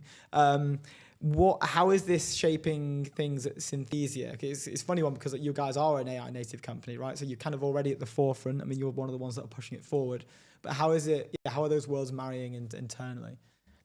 Yeah, we take it very seriously because we also serve companies who are going through that, right? So in a way, we have to model it, but we actually see the pain points of large enterprises trying to transform their workforce, right? At the end of the day, the biggest issue for most boards is not how do we deploy AI, but it's like, how do we enable everyone in the company to actually deploy it in a way that makes us more productive? We think so. We push really hard. The good news is because we're an AI native business, we have a bit of an advantage, which is our employees are biased to using it. So even 1 year ago, everyone or mostly everyone in the company was using it, but we've transitioned into, everyone is using it to actually structurally driving the company forward. And we look at it from 3 levels internally. One is productivity, right? Like, can we do more with less? That's a big push. The second is from a revenue enablement perspective, like, is AI actually helping us sell better, whether it's forecasting, prospecting, discovery? And the third is, are we actually building a culture of an AI native business? How are we thinking as a company? How are we thinking about org? How are we thinking about workflows? It's not about how do we use AI or what is actually like, what tool do we use to change what workflow to achieve what outcome? So there's a big push in like 3 pillars internally right now. Yeah, that's awesome to hear. That's really cool. And I guess like from a people perspective, we tend to comment on and narrate and track like key moves in some of the smaller, like Synthesia is getting to a point now where like I can't really call it a startup. I can only, have we lost you? You're back. Hello. Synthesia is getting, all good. Synthesia is getting to a point where like we can't really call it a startup. Like startup feels like the wrong word, I guess it's more like a scale up right now. And we tend to track the movements of core AI talent and how are these companies scaling and moving. And one of the main things that comes up all the time is the priority for hiring. Especially now, it's becoming ever more important. Like we're seeing salaries increase because of this. There's a lot of demand for AI talent specifically. But when it comes to hiring, is there like, where do you, given your role and your span across operations people, where should AI come into that? I mean, we use AI a lot for hiring, and AI is amazing at speed and actually being able to differentiate signal from noise. So it would be a huge mistake not to use hiring. I think where our talent teams are very clear about is the decision and the judgment, right? Because the reality is not just about hiring someone who will be great, it's actually hiring someone who will be great at Synthesia. And that is a very difficult thing for AI to judge. So I think that we supervise, we heavily deploy AI to help us move faster. But when it comes to the final decision and the assessment of the potential of someone, because what we look for is not actually on a CV, right? It's basically how does someone work? How do they deal with ambiguity? That final decision is always human for us. Yeah. I want to deep dive a little bit more on the way that companies are using Synthesia. You mentioned obviously, it's now kind of like a two-way thing, and for sure, like that's kind of 100% where it's going. Where do you find like the most interesting ways that companies are now using it, and how does your work specifically with people and knowing where to kind of put people within these kind of enterprise companies to make sure that they're using the tech in like the most specific to their company, the best way, essentially?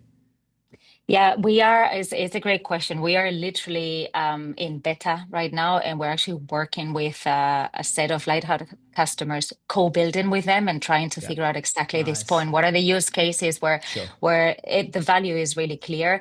It actually, and the exciting thing is it expands across the entire organization, right? I feel it in my role for onboarding is absolutely critical, right? Like how do you minimize time to productivity? So that's a huge area where I'm using it. We've seen it on recruiting, we've seen it on sales. How do you enable your sales team? So those are the use cases that we are exploring where we're getting huge signals, but within the opportunities that it actually spans horizontally across any skill that a company needs to help their employees develop.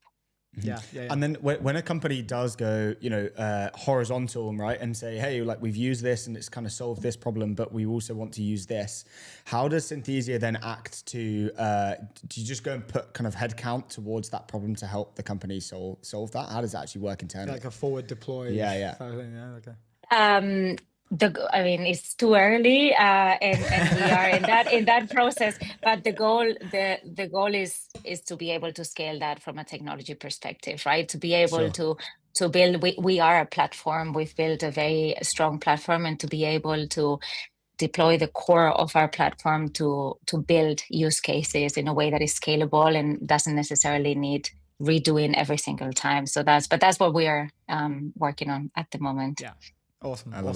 Again, we kind of touched on it a little bit. Scale is a big topic. And this is, I guess, more of like I'm just genuinely interested in this. We've had loads of people come on the show and just talk about how a lot of them have like different ways in which they recruit, in which they hire. Like 11 Labs has a different one, and like Palantir are famous for their one. There's a bunch of other cool companies that have a very specific way that they bring people in. Is there any sort of like, don't know, cool tricks at Synthesia? Like how do you get a job at Synthesia?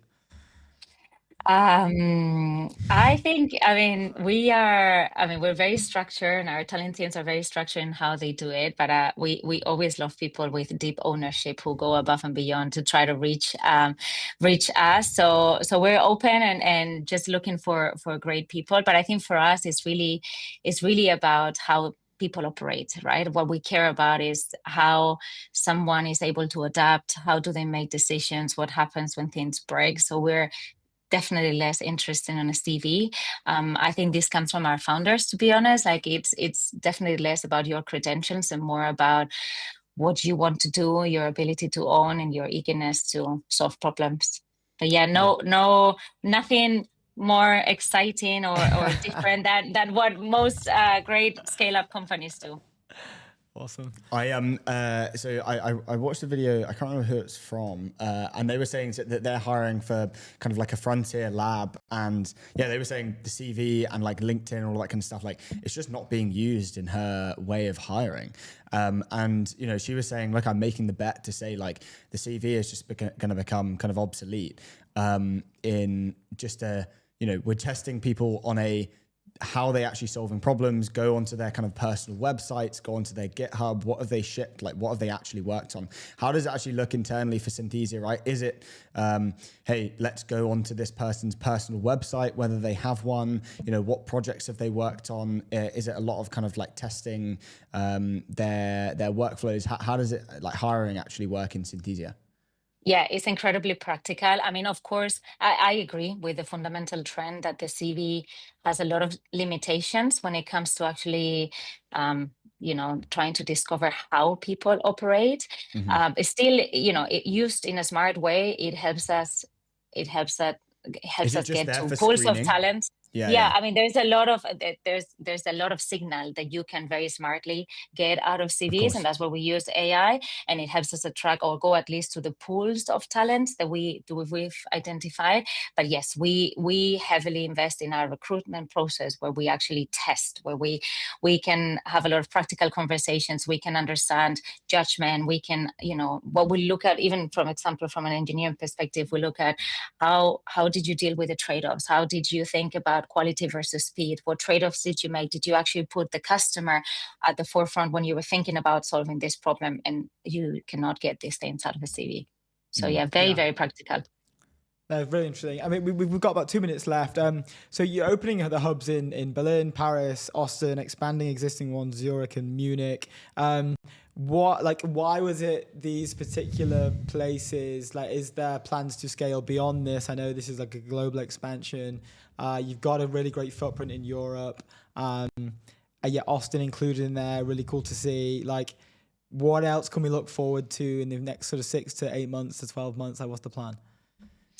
We first want to settle here and size this opportunity. We did a big study around where we see the opportunity, but where our customers are. So this is just very clearly following where our customers are.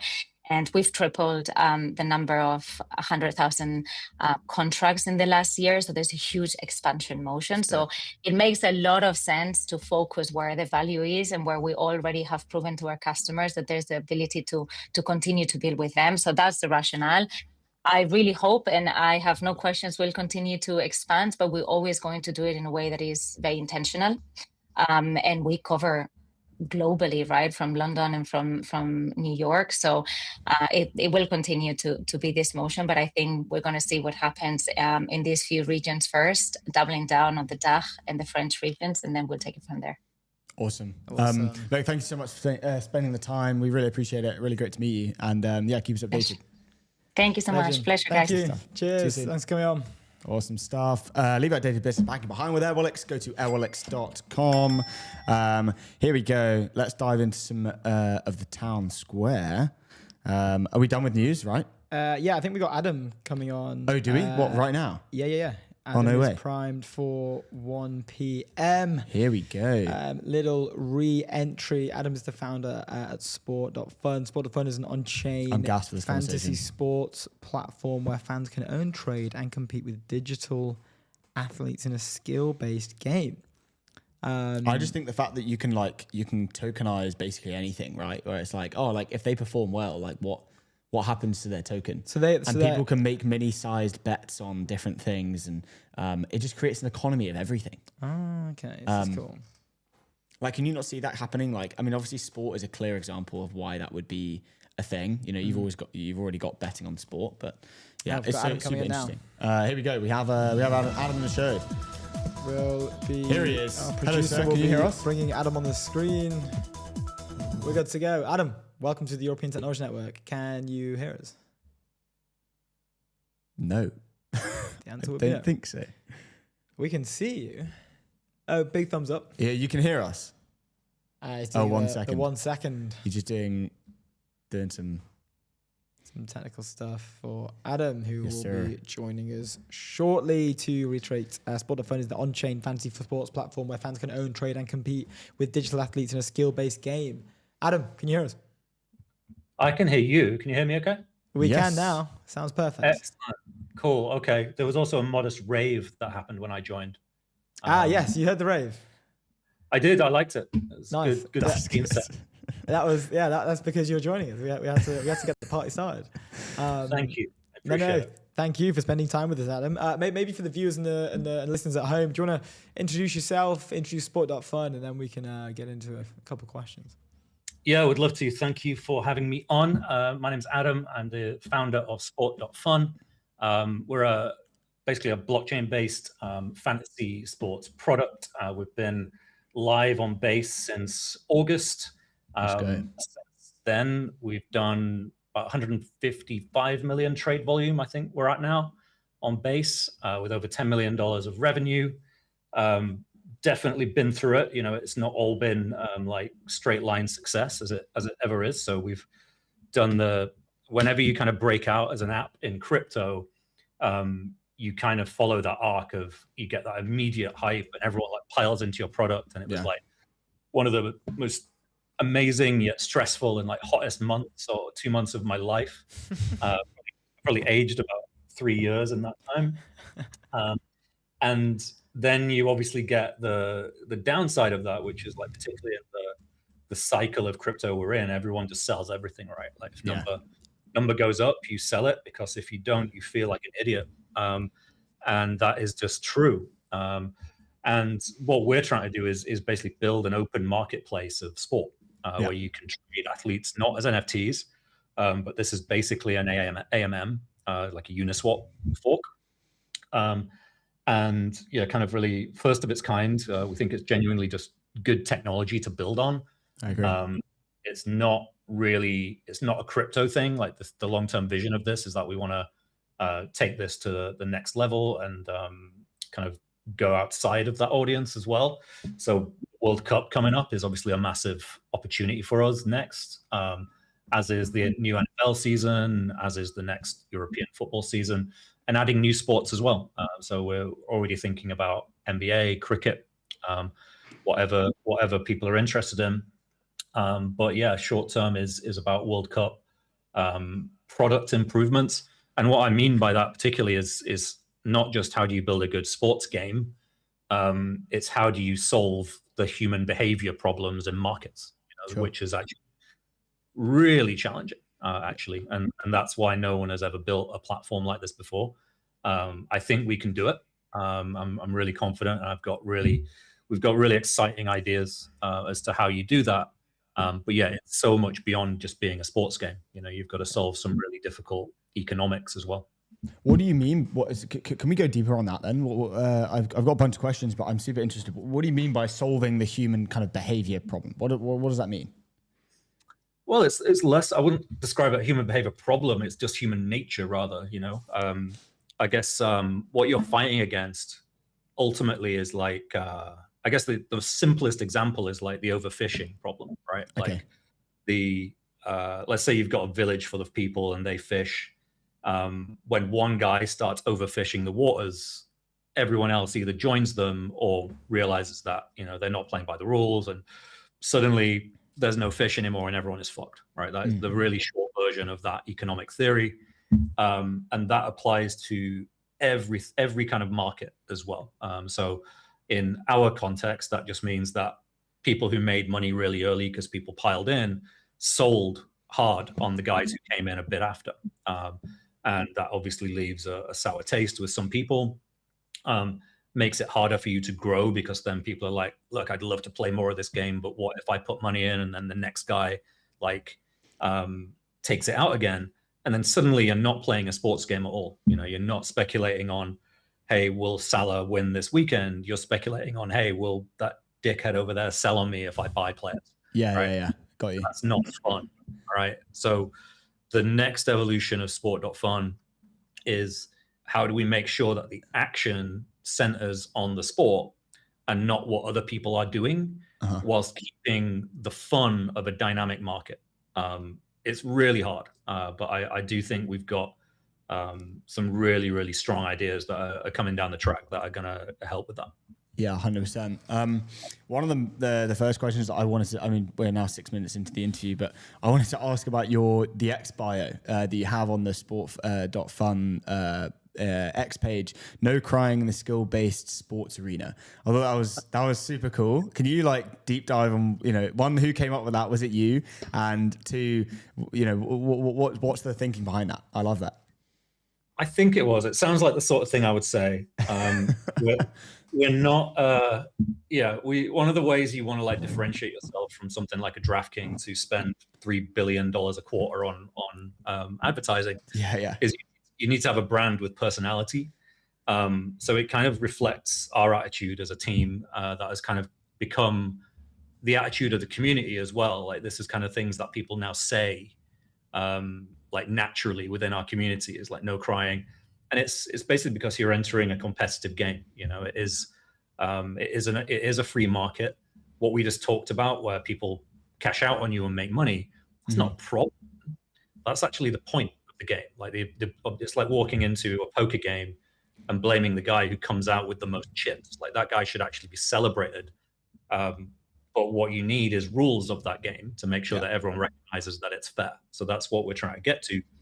But yeah, we need to, our brand is very much on that basis. It's like very kind of irreverent, very honest about what it is. And ultimately fun. You know, we're an entertainment product at the end of the day. If you just want to make money, invest in oil or gold. We've got to be both entertaining and profitable as well. So I'm a user. I come into the game, the platform, the app. How do I engage with this? So I'm betting on the future price of players. Maybe I'm missing. How does it work as a consumer? Like I'm coming in and I've just downloaded it. Like what's my path? Yeah, so the concept is you assemble yourself a squad of players that you have confidence in, not just for the next game, but kind of their career. So it's got that mix of like short-term and long-term appeal. So some of our players literally buy their favorite players and they want to hold them for like 3 months, 6 months, a year. There's no expiry on our shares apart from the player's actual career, which is a key differentiator from things like FIFA Ultimate Team, where very famously they wipe your assets every single year. We don't do that. So once you own them, you own them. So you can make that career prediction if you want. A lot more of our users are a bit more short term, so they like to trade in and out depending on fixtures. So they might hold a player for like 2 matches, 3 matches. You end up with a squad usually of about 20 to 30 athletes, either in NFL or football. Or soccer, depending on what you want to call it. And then you're basically managing that team. You're trying to maximize your efficiency. If they are the best performing athletes in real life that week, you get rewards, which you can trade for packs, which become player tokens, which you could sell on the AMM if you want to, or keep to like build your squad even further. Yeah. I wanted to zoom out and ask about sport in general and where you see the opportunity in, I guess sport is kind of like a hedge against the kind of automation of everything. You know, it's seen as like, you know, this live interactive thing. And, you know, it's one of those markets where it seems like, I guess, AI can't really touch it, right? Automation can't necessarily touch it, right? And that's why humans love it so much. What's your kind of take on sport kind of being that hedge and where you see the opportunity? Massively. I really agree with that. I think, you know, the reason people care is actually the emotion of it. It's the human stories, the ability that they kind of imagine themselves being able to do that, or, you know, they like that feeling. You could never, you know, beyond the novelty, but you couldn't have robots playing football and have that become a thing. I just don't believe that's true. Similarly with like, not just the people playing, but the people watching it and betting on it and predicting, they want to bet on like uncertain outcomes. They don't want to bet on robots. So yeah, I absolutely think sport will grow for that reason. I think more people will play because it will be like one of the few risky sort of fun things you can do left, maybe. And I think more people will bet on it. I think more people will want to make predictions on it. I think it'll be one of those things that kind of makes people feel alive and, you know, connected when a lot of other things kind of go away. So yeah, absolutely believe in that. And we're adopting it massively within the game and also within the company.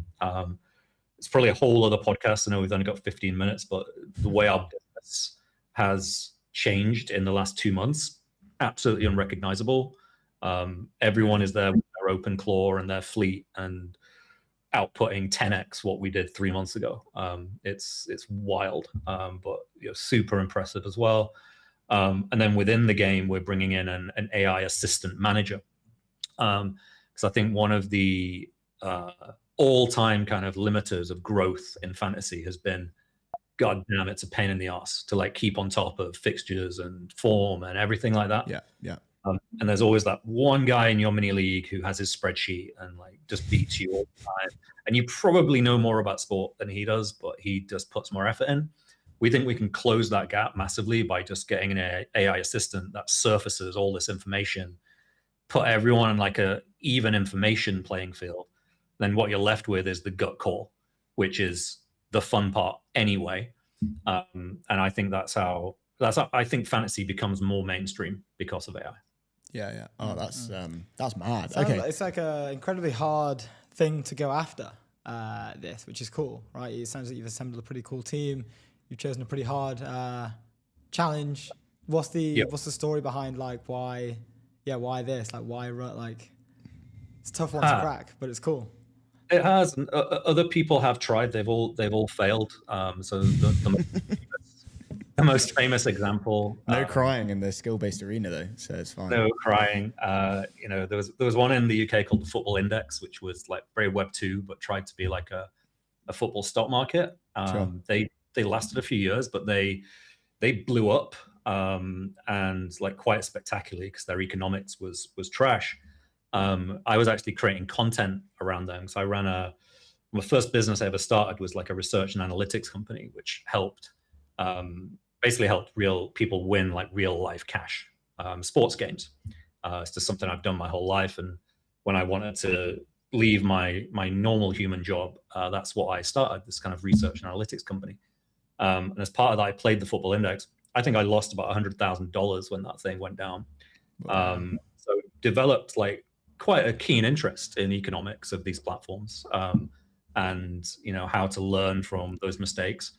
And I think blockchain is part of that answer. It being like completely transparent. One of the problems with Football Index was you had no idea how they worked internally, so you couldn't actually assess how safe your money was or anything. You had to rely on them.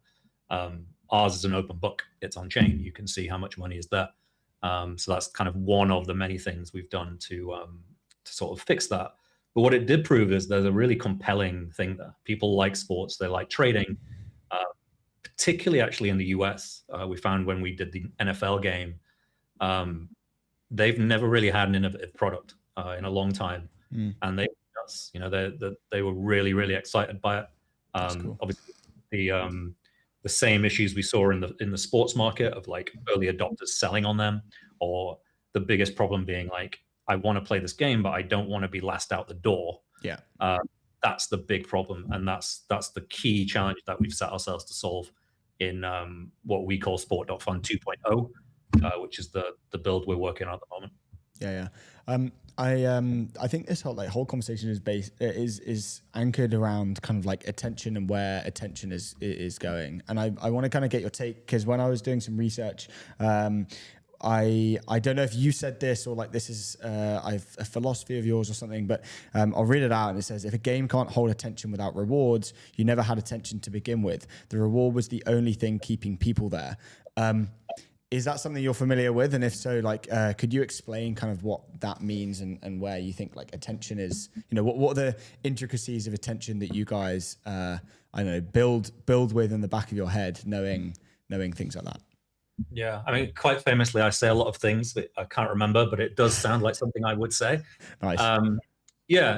What I'm referring to there is you get a lot of these products which have like these insane volume figures, but you actually question who's actually playing these things. Mm-hmm. And then you see it as soon as the incentive goes, like the attention drop off is gone as well.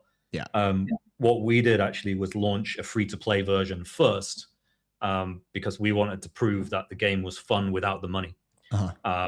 And we did, and that's what led us to then launching in August. And we'd done that off the back. People thought we just kind of appeared out of nowhere and became like, oh, this is like the current thing in crypto, which we were. But we'd actually been live for 6 months previous to that, which I think most people didn't realize. So we know the game is fun. We also know that real money makes it harder to be fun. That's certainly true. And we are sort of addressing those things in like a really sort of big suite of changes that we've got coming up for the 2.0 version. And that's the version I'm really excited about, because I think this is, we very, almost like when you targeted the crypto market back in August, which we were doing, you have to build it in a certain way. People do expect like an AMM that functions exactly like Uniswap. They do expect it to move instantaneously. That's not necessarily what sports fans want. They might want a game that is slightly different. They want a little bit of regulation to the chaos, and they don't mind losing, but they want to lose for sporting reasons, not because the market dumped one day. Sure. So that's what the next iteration is about. Basically maturing the model and making it ready for mainstream, as well as there's going to be a free-to-play version as well, which is in itself can be monetized, but really acts as a way of people discovering the game, trying it out, and then deciding if they ever want to graduate to pro. Yeah. Makes Sure. sense. Past time, but always a pleasure. Can I ask one more question? Do you have time? Yeah, of course. I wanted to ask about your take on the future of sports entertainment. You guys allow for kind of athletes to share, or like athletes share value to, go up or down depending on performance and all of that kind of stuff. I guess you've got kind of betting markets and all of that kind of stuff, but this allows for kind of a more liquid market to be able to, for people to kind of, guess sentiment and athletes' performance and all of that kind of stuff. Can you talk to us about where you think the future of kind of sports entertainment is going based on, what you guys are working on now? Yeah, absolutely. I think going back to one of your original questions of and like more people being engaged in sport, I think more playing, betting on it. I think people will want more like deep, sophisticated products in future. Most things that are doing well at the moment are like your sort of pick 5 daily fantasy sort of thing. I think actually people are going to want more complex experiences that are deeper and more satisfying. And I think we're seeing that with prediction markets as well. We're a sort of offshoot of a lot of people describe us as a prediction market. We're just kind of a little bit more gamified than that. And I think that kind of social prediction where you are ultimately, where I see us is, you're probably sat in your house or at your laptop, you're watching the game, you've got your group chat on one side, you've got Sport.fun app on the left.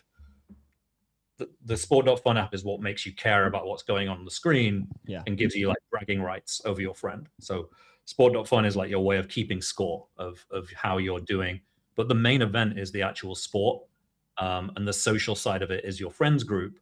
And I think, increasingly in the future, people are just going to want more of that experience because it links them to their friends, and it allows them to express skill. If you've got a future where you don't actually need to work, right? Let's say Elon's right, and it's going to be universal high income. How do you keep score? How do you even show that you're like better at stuff than other people? And one of them will be speculating on stuff, like showing that you're right often and that your judgment is good and that you can make extra money. That'll probably be one of the hottest activities. Interesting. That's really interesting. Well, look, thanks for the time. We really appreciate it. Congrats on all of the success. We're keen to hear updates. Thanks, guys. Good stuff. Have a good one. Great to meet you. Thanks for hanging in. Awesome stuff. Framer, build better sites faster. Go to framer.com/ETN. We have 2 more guests on the show. We do. But before we do that, let's go on to some tweets. We've got some more news, breaking news. This was literally just put into the FT at the moment. This is about DeepSeek's targeting 20 billion. So there was a bit of news about this yesterday, including Tencent were looking at this massive up round in terms of their previous, the numbers that were floating around. But Chinese AI startup DeepSeek is raising funds for the first time in a bid to retain employees being paid with stock options and ensure they are not poached by rivals. So interesting that this is the main lever for this, is to stop people getting poached from the company. It's insane. Hangzhou-based AI model developer is speaking to a small number of strategic investors about fundraising that could value it more than 20 billion, according to two people with knowledge of the discussions. While DeepSeek did not have as much free cash flow as its bigger competitors, there had not been an urgent or significant need for outside capital, said the people.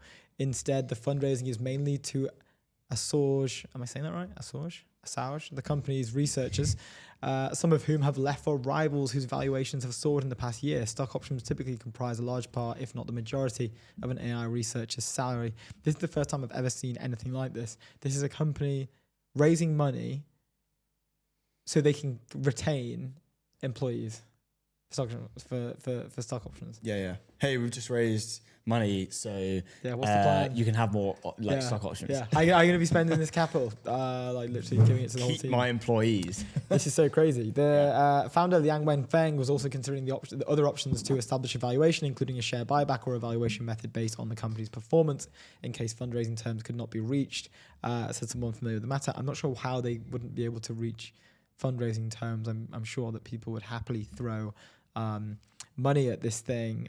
The company stunned the world last year when it released the R1 model, touting capabilities close to those of its US peers, such as GPT, but at a much lower cost. For those who remember, this actually crashed the stock market when DeepSeek released this open sourced R1 model that was rumored to be on the sort of equivalent benchmark of GPT. The market reacted in an insane way that basically all the tech stocks just crashed. I'm 5+% for sure. Like, it was like a black swan type of event, which was insane. Now it's kind of mad to think that, I mean, I guess the market is still pretty sensitive, that could still potentially happen. But the Mythos stuff doesn't exactly kill the market, even though that's like a literal world ending narrative for them. But the fact that these guys, we've already covered that. Yeah. Well, yeah, is it? So we're still here. We're still here. Yeah.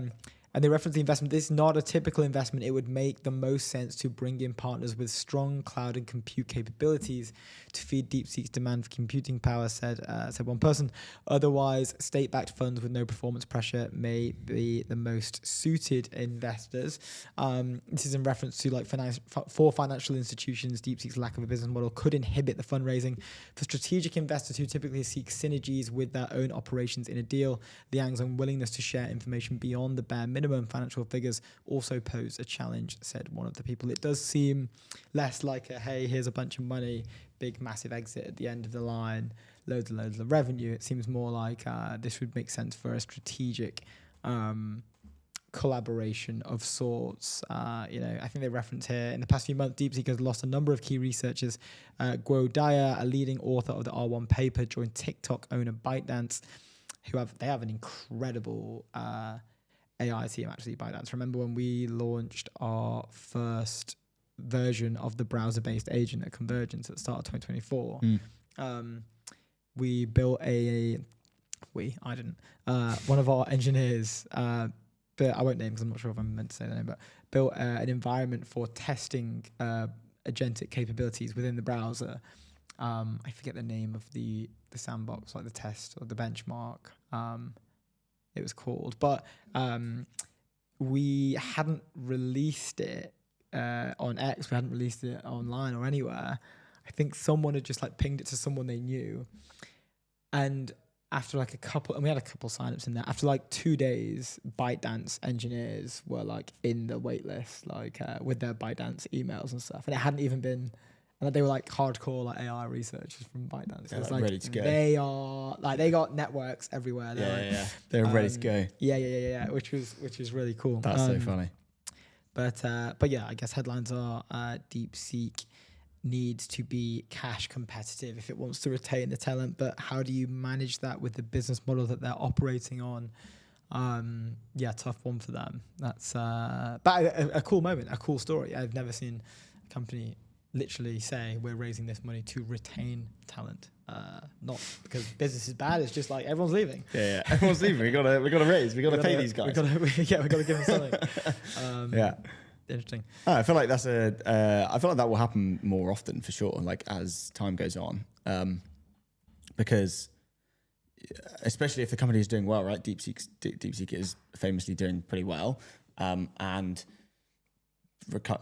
employees want to be remunerated for that, right? And maybe the company doesn't necessarily have the money to be able to pay the options to be able to do that. Are they going to do a secondary sale? Probably not. I don't know. So, hey, if you can go get the person who like actually authored the R1 paper and pay them like a salary that is in line with current market rates for someone who does that, you're going to be like, hey, yeah, I need to keep employees. And investors will be like, yeah, I get that. Like that's a good. It's a credible reason to raise money. It's just like, fairly rare now, but I think it's going to become less so. I find that really cool. Yeah. Let's jump into some tweets. Yes, let's finally, check out here we Town go. Square. Let's watch this one from Compliance VC. Is yes, yeah. A nice strong European one. Henrik Jonassen, the famous compliant VC. I did not come to New York for vacation. I came to ask questions. One guest a week, certified, all on record. So he's doing a pod. I did not come to New York for vacation. I came to ask questions. One guest a week, all on the record. I suggest you prepare. So I can't work out if this is AI or not. I don't think it is. But it can't be. I love that intro. Is this cart certified?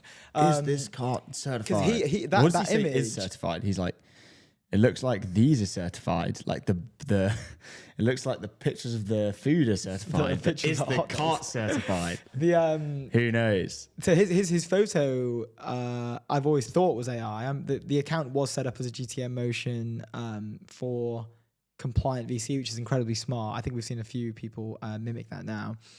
But I think that they have found someone who just looks as much There are more videos on this. I've never seen one of his videos, but there are more videos of him on his account and photos. Like, that's AI. They're AI. That's Go through some of his stuff so people can see. But that's not AI. But that photo is AI. See what I mean? So that's not AI. I'm struggling to. Many people ask me about my greatest investment decision. They expect me to discuss it. I feel like that's not AI. I prefer. You don't think? Discuss the company I did not fund because this. This is just a guy that looks like him. I swear.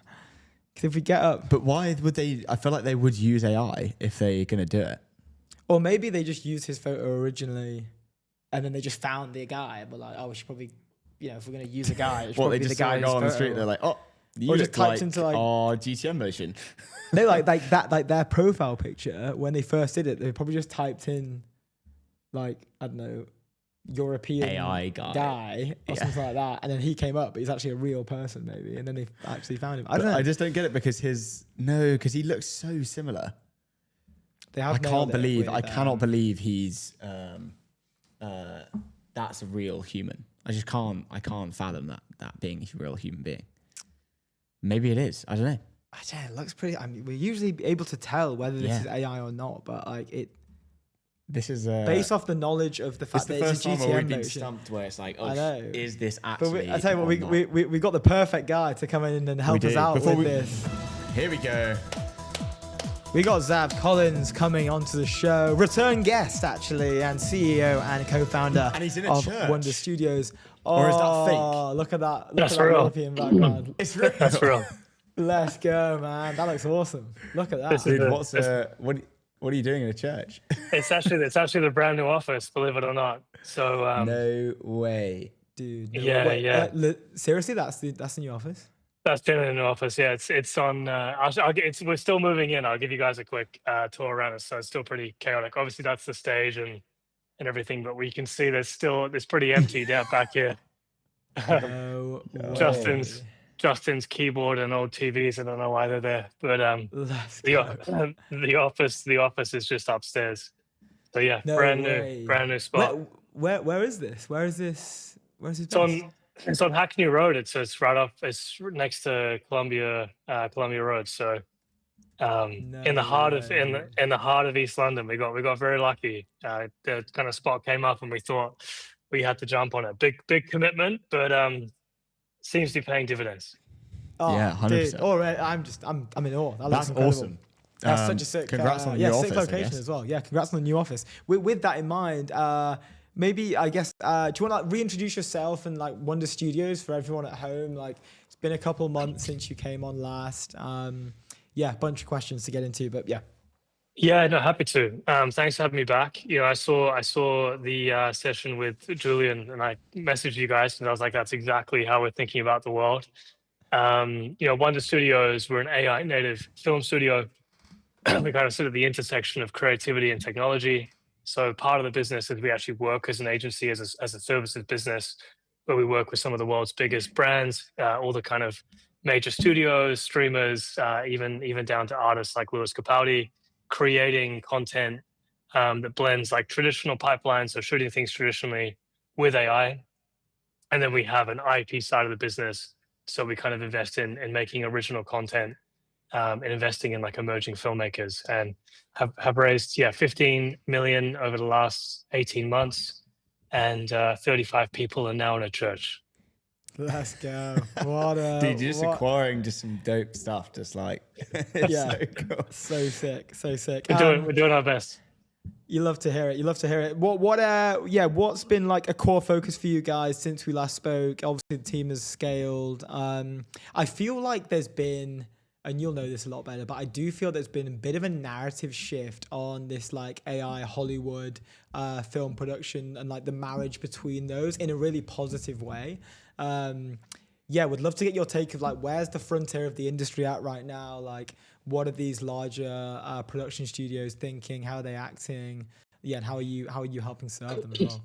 Yeah, 100%. I think like there's been a clear sea change. You know, I say a lot like timing's everything in life, and you know, I got lucky in my career with timing. Got to work, you know, intern at Uber in 2011 and joined Deliveroo in like the first 30 people. And help set up Turo in Europe. And each time I did that, it was like right as the world was kind of changing.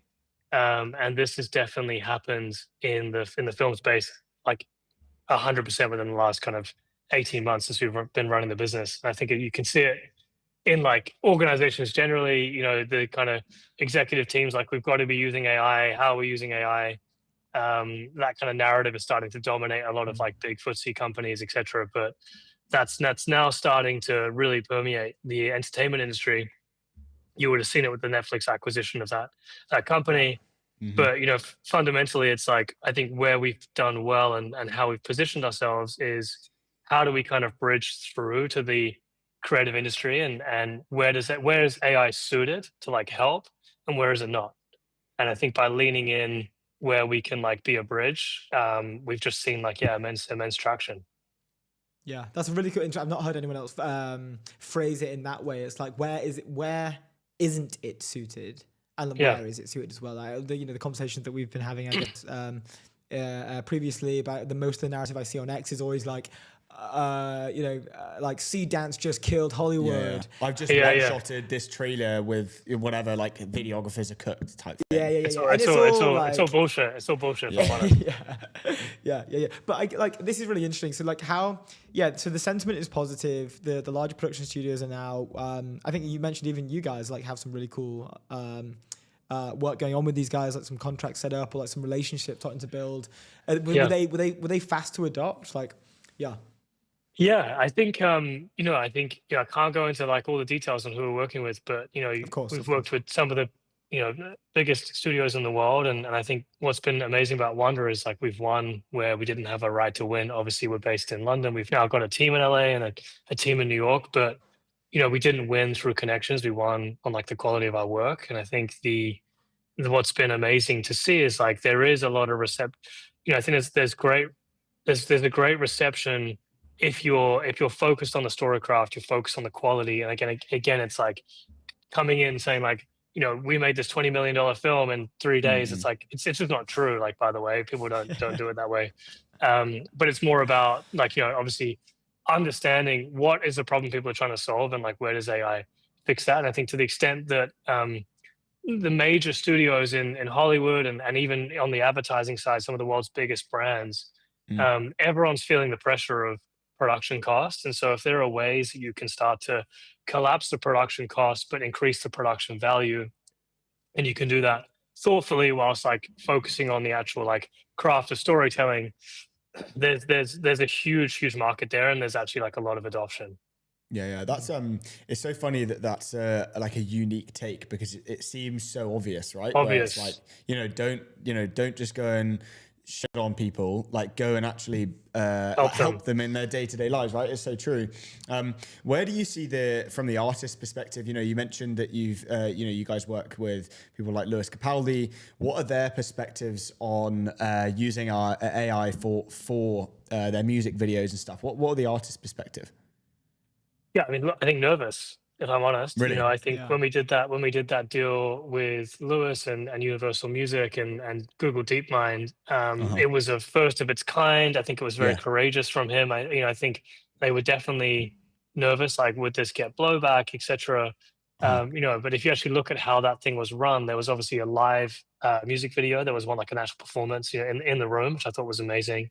And then in terms of what we did, like, it was an alternative version, and the way that we kind of crafted that, one, it was like, I think it was about 15 different artists worked on that project over 4 weeks. Wow. But if you look at the music video, it's kind of surrealist. It's leaning into where AI works. So in every scene, there's kind of water bubbling up, like, through the characters.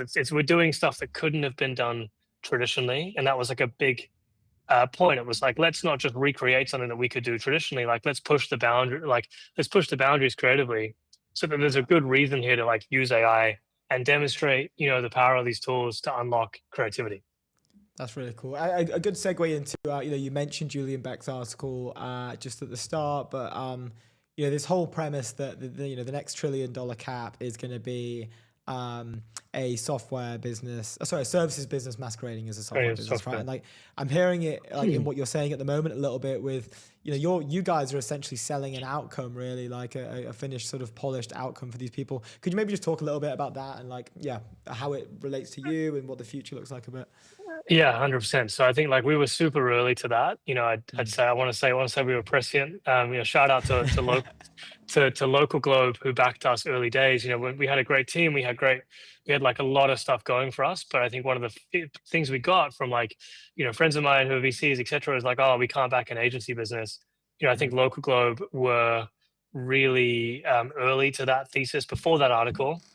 Now there's more sides to Wonder than an agency business. There's an IP business, and there's obviously a marketplace business that kind of sits underneath the studio, which is really starting to fire. But ultimately, this is, I guess, like we're on track this year to deliver over $10 million of revenue in our second year.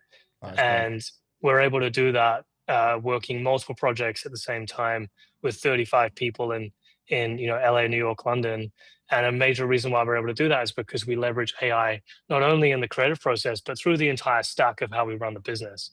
And so, I often give the analogy of like Wonder's like the jeweler of the AI gold rush. We're kind of, we're not extracting the gold like OpenAI and DeepMind. We're not building the picks and shovels like 11 Labs. We're crafting the jewelry that people ultimately consume. And that means like we're taking the gold. We're taking the gold of AI and we're melding it with like great storytelling, great art direction. And if you think about it, like, that's where a lot of the value is going to accrue. It's going to be in the content. Yeah, 100%. Like, I remember, I think we've mentioned it on the show before, but there's an amazing interview with Naval in 2017. He's on with Joe Rogan, actually. And Naval's kind of educating Joe Rogan on the fact, like, his predictions for the future of AI, right? So this is quite a while back, almost 10 years now, a decade. And he's making these predictions. He's an amazing guy. He's a goat. He's a goat. He's usually bang on. But like, he's making these predictions, and he says that he feels that the last frontier, or the kind of thing that would be left with a moat, would be this like creative arts sort of like whether it's like poems, screenplays, writers, blah blah, but in a really funny way. And he admits this now. Like it was kind of the reverse flip, because remember when like Dolly came out, that was one of the first like, oh man, this is a really cool image model here. Like, and I think people have reacted to a way, like I think it was first a little bit scared, but now I think people are coming around to the fact like, oh, you can do some really cool new stuff with this, like some really like things that go beyond the human mind. So, I give another Naval quote, which I think is bang on. He's like, AI is not going to take your job. Someone using AI better than you is going to take your job. And I think like, we have this conversation a lot. We work with so many creatives. We work with writers. We work with like editors, film directors, etc. And the kind of common theme for those that are like really starting to thrive in this new world is that they've been like very lean in. And when you think about it, someone who's like a traditional VFX artist that speaks the language of film, that understands how these things hang together, who's lent into the technology, is so uniquely positioned to be so valuable in like the new world in which, because ultimately, AI is a tool for creativity. I really like believe that. And so the people that come from that background that are deeply creative people, they're now like, if they lean in, I think they're super well positioned to kind of succeed in this next chapter. Yeah, for sure. I wanted to get your kind of like temperature check on the on where the models are at the moment, and where the like kind of, I guess, next 6 months are looking like in terms of performance and stuff. Obviously, we just saw Image 2.0 kind of come out from OpenAI, and that's easily one of the best image model that we've seen by kind of a country mile, and a bigger step up than we've kind of ever seen. Can you give us a temperature check on like the frontier models? Yeah, I'd say I wouldn't bet against Elon. It's something I'll just park that there. But yeah, I think something that comes up a lot. For example, like we use a lot of the Chinese models. Depending every project we work on, we work very closely with the client on like what are the approved models, what are the tools that you want to use on this one. But I think it's clear to see that like Seed Dance has crushed it. Kling is also an extremely impressive model. Now, I don't have all of the information on how those models were created and trained, and it's not my place to say. But I think there is a very interesting question coming up, which is like, right now, like they're certainly leading the way, and I think America probably has a question of like, do they want to be principled or do they want to be second? And I think what you're probably going to see, you saw it with like Sora and Disney. I think you're going to see a lot more kind of like IP owners. And potentially, I think IP owners like lean in on the Western models, because they've kind of got some space to catch up. Yeah. Let's talk about IP for a sec. So obviously the Sora ended up being closed. I think that the Disney team, I remember, weren't even sort of told. I think the deals like fell through after that, obviously. But they had approached them initially, and like they had like IP rights within some of these Disney characters to be put into Sora. It's like one of the biggest IP deals. Massive, like, ever, yeah. And it was a fascinating deal. Like how does like this world of IP and AI generated content? How does that work? Because that must be such a messy. Like you really don't want to accidentally step on someone's toes. Like how does this work? For sure. Look, I think there's a couple of things that, look, on the like IP infringement liability thing, there's actually, it's a complicated issue, but a pretty simple equation. It's like, what models are you using? That's the kind of first key determinant. And then what are the inputs you're using to generate the output? And like, you can go deep down that rabbit hole, but like, those are the two things to really think about. Like, are you using, quote unquote, approved models or clean models? And that can depend based on like who the client is, or there's things like, will that IP be trained on that model? You can do we've got great relationships with a lot of the kind of frontier companies, and so you can have situations where that IP isn't being trained. You can have assurances there, and then ultimately there's questions around what are the inputs you're using to create the output. But on the IP piece generally, I think it's like a super interesting time for you guys. Obviously, you would have seen the TPBN stuff recently. I think that like my macro bet is like, we say a lot, like IP builds legacy and distribution builds defensibility.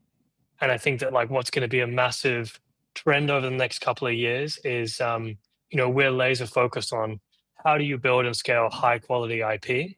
Because storytelling is really going to matter in a world of like infinite content.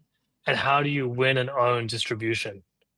And I think that those are like the two kind of vectors for how you can build a massive studio in this era. That's really cool. And weirdly enough, it's applicable to like, I mean, most startups are looking for that right now, right? Like they're not like even past, you know, like AI native, like the narrative has become you need to own that distribution. / audience / you know, like, and I think how we're doing it, maybe just give you guys a bit more like under the kind of hood of like how we're actually building that. You know, Wonder started with a WhatsApp group that Justin, my co-founder, created when OpenAI reached out to him 5 years ago as being one of the first filmmakers to start using these tools. That WhatsApp group has grown into like our own kind of marketplace ecosystem. And we're like laser focused on how do you connect great emerging filmmakers or creators with their fans? How do you connect people that are looking to understand and learn these tools with educators? How do you connect, you know, AI curious creators with the technology company and so technology companies? And so, you know, our bet is that if you can build that ecosystem, that kind of melting pot where like this kind of industry is going to emerge from, that will start to build our own kind of like direct to fan, direct to consumer distribution. And we've already seen it where companies that we've partnered with, you know, we've introduced to our network and they've kind of blown up because they've had early adopters there ready to go. Wow, that's so interesting. Okay, we're pretty much out of time. I wondered if I could ask you one quick question, one last one. Of course, hit me. What's the you know, what does from your perspective, what is like the advice that you would give to like a young kind of videographer or someone in the creator space to kind of break out into this world of AI? What's the kind of the thing that you're seeing, the ones that are winning, what are they doing best? Leaning in. It's literally that simple.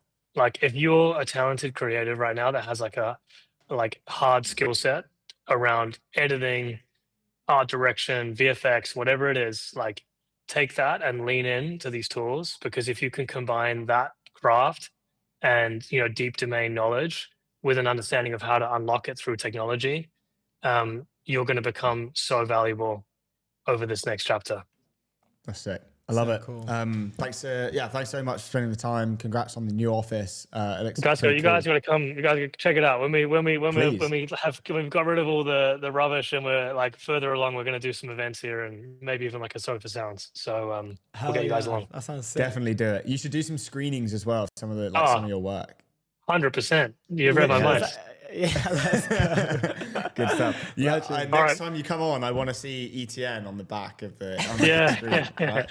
Maybe I'll ask the team to mimic your backdrop. It would confuse you guys. Good stuff, man. Awesome. Appreciate it. We'll see you soon. Keep Cheers, dude. Have a good one. Ciao. That's jokes. Base, the infrastructure for the on-chain world. Go to base.org for all things on-chain. We have 15 minutes and 10 minutes. Then we have our final guest on the show. Yeah. Can't mention who it is because. Wait, I think we can. We can't mention who it is. Anyway, let's keep going. Let's go to some more tweets. The new line bikes. I don't know if they're in the US, but they're definitely in London. I don't know where they are in the rest of the world, but. They're taken by storm, and Giles Coran had an absolutely excellent take. Pull this one up. Which I think was jokes. He was like, "Hey, at Linebike, this is the greatest vehicle I have ever ridden in my life. I want one. I couldn't bear to get off and go into the stupid restaurant. Will there be more of them?" Have you used one of these before? No, but many people are saying it's a serious upgrade. Oh, really? Yeah, I have been looking, but I can't find them. I'm a big, well, not anymore, but I was a big Human Forest guy. You hated the design of this, didn't you? You were like, oh, that doesn't look great to me the other day. No, I hate line bikes in general because I saw a homeless man urinate on one, and then I can't use that anymore because I have that mental image. What about the new ones? Yeah, it looks like a great way to get about town. You know, I've been a Human Forest guy at heart because. I used to have a depot outside my house in Borough, so I'd always come out and there'd always be a fleet of them there. So when I stayed at a friend's house one time, I was naturally just so used to, I'd leave my front door and I'd just get on a bike and then I'd go to work. I left my friend's house one time because I was staying overnight there and I had work the next day. It's a couple of years back, and I just walked out of his house like expecting to have like, like at least one electric bike, and I couldn't find one, and I was just like, this is so weird. Is this how like normal people? What do you do? Like, and I had to go on the map, and I had to look for one for ages, and I was late for work. So so that my story. I'm naturally a human forest guy, but again, looks like a real. I saw one. I used to be a forest guy day because my mate used to work for them, gave me loads of free credits, and then now I'm a lime guy. They, I have a little they depot do, outside my house. They do go quicker than the human Westminster, forest so. bikes. That is for sure. They definitely have more speed. For sure. The design looks a little bit more futuristic. I was a fan of the forest green, but the app was pretty buggy, unfortunately. Indeed. Let's keep on the London theme quickly. Alice Key says that there's a nice rebrand for the tube strikes that are happening. So if you're in London, there's a bunch of tube strikes going on, and it's not very fun. But she said, I don't know where this has come from. By Charlie Ward. Okay, so I see. So Charlie Ward has written this tweet. Ramen Club. He's written this tweet, and she screenshotted it, and she said, this has, in parentheses, unofficially been referred to as the Above Ground Travel Scenery Appreciation Initiative to encourage admiration of London on the festival of St. George's Day. For the tube strikes. Yeah. This is maybe a sign that we should start rebranding all of these types of just annoying things. Yeah. What's another one? What's like an annoying thing that happens in London? It's just like I don't really get annoyed that much anymore. To be quite honest, just like eternally happy. I just think, I mean, life is good, we just chat rubbish on live stream. We talk to the coolest people on the planet, and we get paid to do it. It's great. Yeah, I just can't remember then. Yeah. Talking about being paid, leave out Data Business Banking behind with Airwallex. Go to airwallex.com. They are the legends. They gave us a free McLaren car, so you'll have a great time if you sign up to them. Anyway, let's keep going. What do you want to jump into? What's in Times Square that you like? Back off that. Let's just chat about Lewis Mosley on Zach. Oh yeah, this is quite funny. I saw this burn today. Gonna get him on off the back of the interaction with Zach. If anyone saw the video opens up basically saying it's time to take the fight to Palantir, and Zach is explaining that the Palantir CEO Peter Thiel gets it wrong instantly. This is within the first 5 seconds of the video. And basically related to the NHS stuff, it's basically like, let's go and, Palantir are evil, Palantir are this and that. But in the opening seconds of the video, they get the CEO wrong. As we can see here, he's referring to Peter Thiel as the CEO and founder of Palantir, which he obviously isn't. And they go on to get a bunch of things wrong. If you are going to launch a video like that, you should probably have it checked multiple times before you go out. This did 1.7 million views. But Lewis, who leads Palantir on like sort of Europe and the UK side, goes, Zach Polanski, this is magnificent. 3 things I can't deny. It is a video. You are wearing a jacket, then you aren't, then you are again. Unfortunately, that's where the accuracy ends. A few corrections for you. Peter Thiel is not our CEO. Alex Karp has been around for 20 plus years, a lifelong Democrat for anyone keeping score. We are not a spyware company. Spyware is malware. Malware is illegal. Calling a software company spyware is technically defamatory, but don't worry, we're not suing. We don't build surveillance technology. We build software that helps organizations make sense of data they already hold. Not the same thing. There was no private tour of our HQ. There was a public photo call to which the media came, hence why there are loads of pictures of the event. Our MOD contract is not the biggest defense contract in UK history. Ajax. Yeah, what was it? It was like a 500 million. No, it wasn't even that much. I mean, he references here Ajax's armored vehicles. £240 million defense contract. Yeah. And the largest was 5.5 billion. Yeah, 5.5 billion for Ajax armored vehicles, dreadnought submarines. 31 billion. That's more magnitude high. Yeah, double magnitude. Insane. That's even worse than I would get it. We have a Lukey special. We have no more access to NHS data than Microsoft has to the contents of your Word documents. I think you know this by now. We don't have access to patient medical records. Same story. Nothing matters but the health. I agree that nothing matters more than our health, which makes it worth reminding you of what Palantir software is actually doing in the NHS right now. It's 110,000 additional operations, 15% fewer delayed hospital discharges, 7% more patients finding out within 28 days whether they have cancer. Respect again for what you did with that jacket. By the way, that was a comment. And it got 770,000 views. Yeah. And the ratio, surely. No, it wasn't ratioed. It is. 12,000 more likes. Sorry, you got four. The original one got, the other one got 3K likes. Yeah. He ratioed him on likes. 12K likes. I don't think can you ratio someone on views from the original? Because isn't the view of your comment connected to the original post? Maybe. Yeah, I don't know if you can. But he definitely helped with Zach. Yeah, Friday Live. Yeah. One thing I just want to say about this is Louis' ability to just, I think the freedom that he gets to be able to just speak out on things like this is actually like very refreshing and something that should be done more often. Yeah, great. That's a really great point. And I just don't understand. I don't understand why more companies don't do this. I mean, like Palantir is not the kind of company that you would think. It's not like a consumer brand or anything. Like this is it's an important company in a doing government contracts and all of that kind of stuff, but that he's still able to talk very freely, which is great. And he's obviously an incredibly intelligent individual who words things very well. Indeed. So yeah, there's elements of within that, like maybe, I don't know, like yes, for a software company, maybe for a company with government contracts, there's like restrictions there. Like even if people, but there's no restrictions. He almost has no restrictions. Yeah, maybe. I mean, that maybe. Yeah, I mean, if you're representing Palantir, then maybe there would be a problem with it. If you were like if he's like leading Europe and UK. Oh, for sure.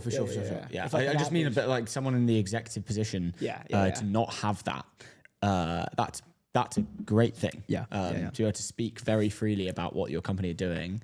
Obviously, it's defamatory on a kind of legal basis that what some people are saying about the company, but it seems like it's just coming straight from him. There's no kind of corporate bureaucracy where it's going to have to go through a bunch of channels before it gets posted. It's I'm writing this and kind of, I don't know, whatever, the back of the cab, and I am posting because it's my company and I'm doing what's right for the company, and he's getting I'm being trusted for it. And he's getting a few digs there as well. Which the is always good. Thing's good. We always love that. Anyway, before we have our next guest on, Framer, build better sites faster. Get at framer.com/ETN.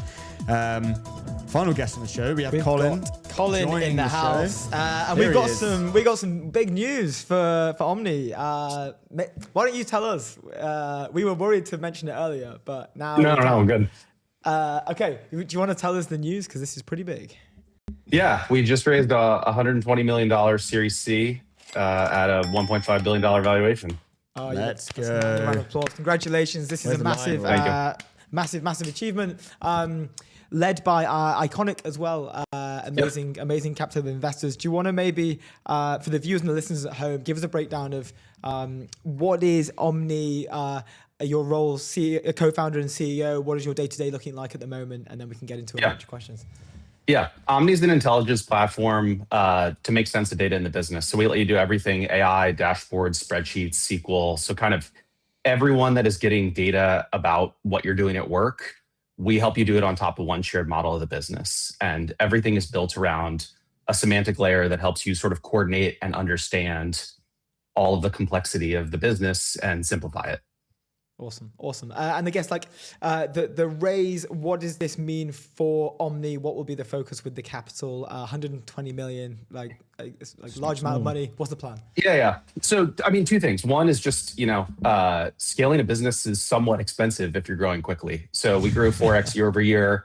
Unfortunately, we have to hire people and pay them before they start returning. And so there's a little bit of a flywheel there where it just lets us grow a lot faster. The other thing is we actually did a $30 million secondary here. So we put out some liquidity for the employees. Yeah. That is awesome. And it's amazing to get to share it with the company 100%. Because I feel like, I mean, I don't know, I'm an old guy at this point, but have done some startups, have done big companies. Ultimately people are going to work to make money and realize the value. And it feels really amazing that sometimes you feel sort of disconnected from the outcome of the business until you go land a big deal. And it lets us show people that this is real. Hell For yeah, sure, for that's sure. what we love chatting about the. Well, we were talking. So I think the last one was Synthesia when Daniel came on, the CFO, and we asked him, and I maybe should ask the same question, right? Like, secondary sales used to be a thing where it was a employee, like. I might lose the employees if I do a secondary sale. Now it's an employee retention kind of thing, and it keeps people bought in. Can you talk to us about that shift? Like, why do you think secondary sales are now like the thing to do for a private company? So look, I still think if you're being extremely company selfish, a secondary sale is a bad idea. You know, like if you can tie people to the business and not give them any liquidity until you decide that it's time, you actually sort of control the situation. Sure. I just think it's the right thing to do. And ultimately, I think that we're in an era now where employees are way more informed than they used to be. 10 years ago, like options felt like options, you know, like you got granted stock, maybe it turned into something, you maybe valued it at zero. Mm-hmm. Now the market is way more competitive. Like the foundation labs are paying unbelievable salaries out to people, but you've also got like Google, Apple, companies that are liquid that are able to pay top dollar for employees. And I think it's important that people realize that the value that we're creating is real and can recognize that. And I feel like just creating trust with your employees now, you have an opportunity to, instead of, whip them into good behavior, you got a carrot now instead. Yeah. And that was why we did it. It's the right thing to do. So Love cool. That. So cool. Literally just before you came on, actually, we were looking at an article that got put in the FT like hours ago that was DeepSeek is raising money to literally just to give it to their employees on like stock options and share prices because they keep getting their employees poached. So it's crazy, the narratives that we're seeing here at Twitch. But anyway, we're not here to talk about DeepSeek. Can you maybe give us an idea of the founding story behind Omni? Like, what was the problem that you saw and you were like, this sucks, I need to go change that? The span. I spent 8 years at a company called Looker that got acquired by Google. And first, if you've ever kind of done the successful startup and then gotten acquired, you just see the world slow down. And so spent 2 years there, finally built up sort of enough angst to go and spin something new. The thesis was pretty simple. You've got these big enterprise platforms that are built around governance and control and permissions that, like the biggest banks in the world are buying, or the Fortune 500 needs to do analytics well. Yeah. Mm-hmm. And then you also have all these tools sitting next to them like Excel and writing SQL. And the reason that those got bought is because those big corporate tools were so slow that people couldn't do what they needed to do. And at scale, everyone is buying the big giant corporate enterprise tool, and they were buying a suite of these different isolated tools that let people move quickly. And there's just no reason that there needs to be two tools. It was that on one side, everything was locked up and, the data team had the keys to the kingdom and wanted everyone to slow down. And on the other side, you had people that wanted to move really quickly and make better decisions. And the ideal was to actually coordinate those things together. Like, imagine if Excel could talk to your BI tool, or if you could take these governed things and unlock them. So it was a pretty simple idea that was just like, let's combine all of these data tools together into one place. And that simple thesis has actually resonated pretty well. A lot of people actually have this problem where they want governance and they want the enterprise tool, but they want it to get out of the way sometimes. And then AI came along and has sort of been the tailwind that has guided us since then, which is like, you're doing ChatGPT for your entire life. Why doesn't it work when you hook it up to the data warehouse? And the answer is just that it didn't have enough context to actually make sense of the complexity of a business. Like when you have 20,000 tables and 900 of them look the same for answering a revenue question, you actually do need to put a good bit of work into actually making those things correct and coordinating them well. And that's essentially what we do. Yeah, that's awesome. And it's crazy that there are elements of, phrases that we keep hearing and we keep seeing in like universal context, like a context layer overlaid against, which is mainly has been born out of these AI tools, like even Granola adding this as a function on their note-taking app, which I think is incredibly smart. But my question was going to be like, why do you think now this thing is accelerating? And I'm guessing it's, connected to AI and but yeah, we'd love to get your take. Quite literally, I was extremely doubtful that it would work for data. Like early 2025, when Haiku was sort of the core model in Anthropic, we hooked up a lot of the stuff. It was okay. It was right some percentage of the time, I really strongly believe that we just inflected to a level of intelligence where it's actually good enough. And I think sort of interestingly, the difference from Opus over Sonnet, for example, and we're just like, we focus a lot on Anthropic, so that's kind of why I'm just citing those models, but has not been as significant a step up. But the move from Haiku to Sonnet was significant enough that you could now take these sort of fundamental building blocks and actually make them work.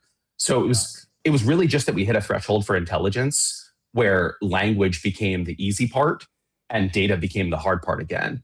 And so like these semantic layer concepts have been in data for 40 years. They just didn't have any of the AI components. And so we can just sort of take these fundamental, this is how all of the data fits together.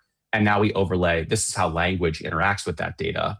And it's smart enough to actually work. Yeah. Okay, that's interesting. And then Awesome. I wanted to ask about the kind of, I guess, one of the philosophies, I guess, just answering like questions for humans, right? Like it's how can you make sense of the data for a human to work within the workplace and make that human, be able to get to their outcome within the specific company faster and more efficiently. Can you talk to us about the kind of the role of the human while you're building Omni and what does that look like in the future? How are humans going to interact with data when it gets smarter and more efficient to kind of make inferences and all that kind of stuff? Yeah, so just to zoom it out from data for a second, I think one of the hard parts about using every single tool at work is that you have to know how the tool works to do anything. Sure. So you walk in, you have to know the right order of buttons to click to go make things happen. Sure. And the challenge with sort of data products is I'm sure that you've logged into a BI tool before and just been like, what is all of this? Like, I have no idea. I know that I need to do a thing in here, but I have no idea where to go. Mm-hmm. What chat has changed is you can just sort of walk in and start talking. Mm-hmm. And so we can now start addressing users that were typically sort of too afraid to do things because they didn't know how to click things. They didn't know how to get started. And now you just walk in and say, how did we do yesterday? Like this org launched a campaign yesterday. Is it working? And they're the questions you already had because at work, like the human knows how to operate the business. We're not in a place where like AGI is going to come in and go operate the business for you. Yeah. Like you see the Twitter posts about people setting up the $5 million AI, go make money for me business. That's not actually how work works. And I'm not sure that will ever come. But, like the marketing team knows how to market.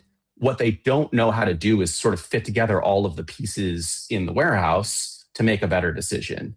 And that's the part where AI can come in and you combine these sort of foundational data pieces with the AI pieces. And now suddenly that person can be 10 times more effective at work.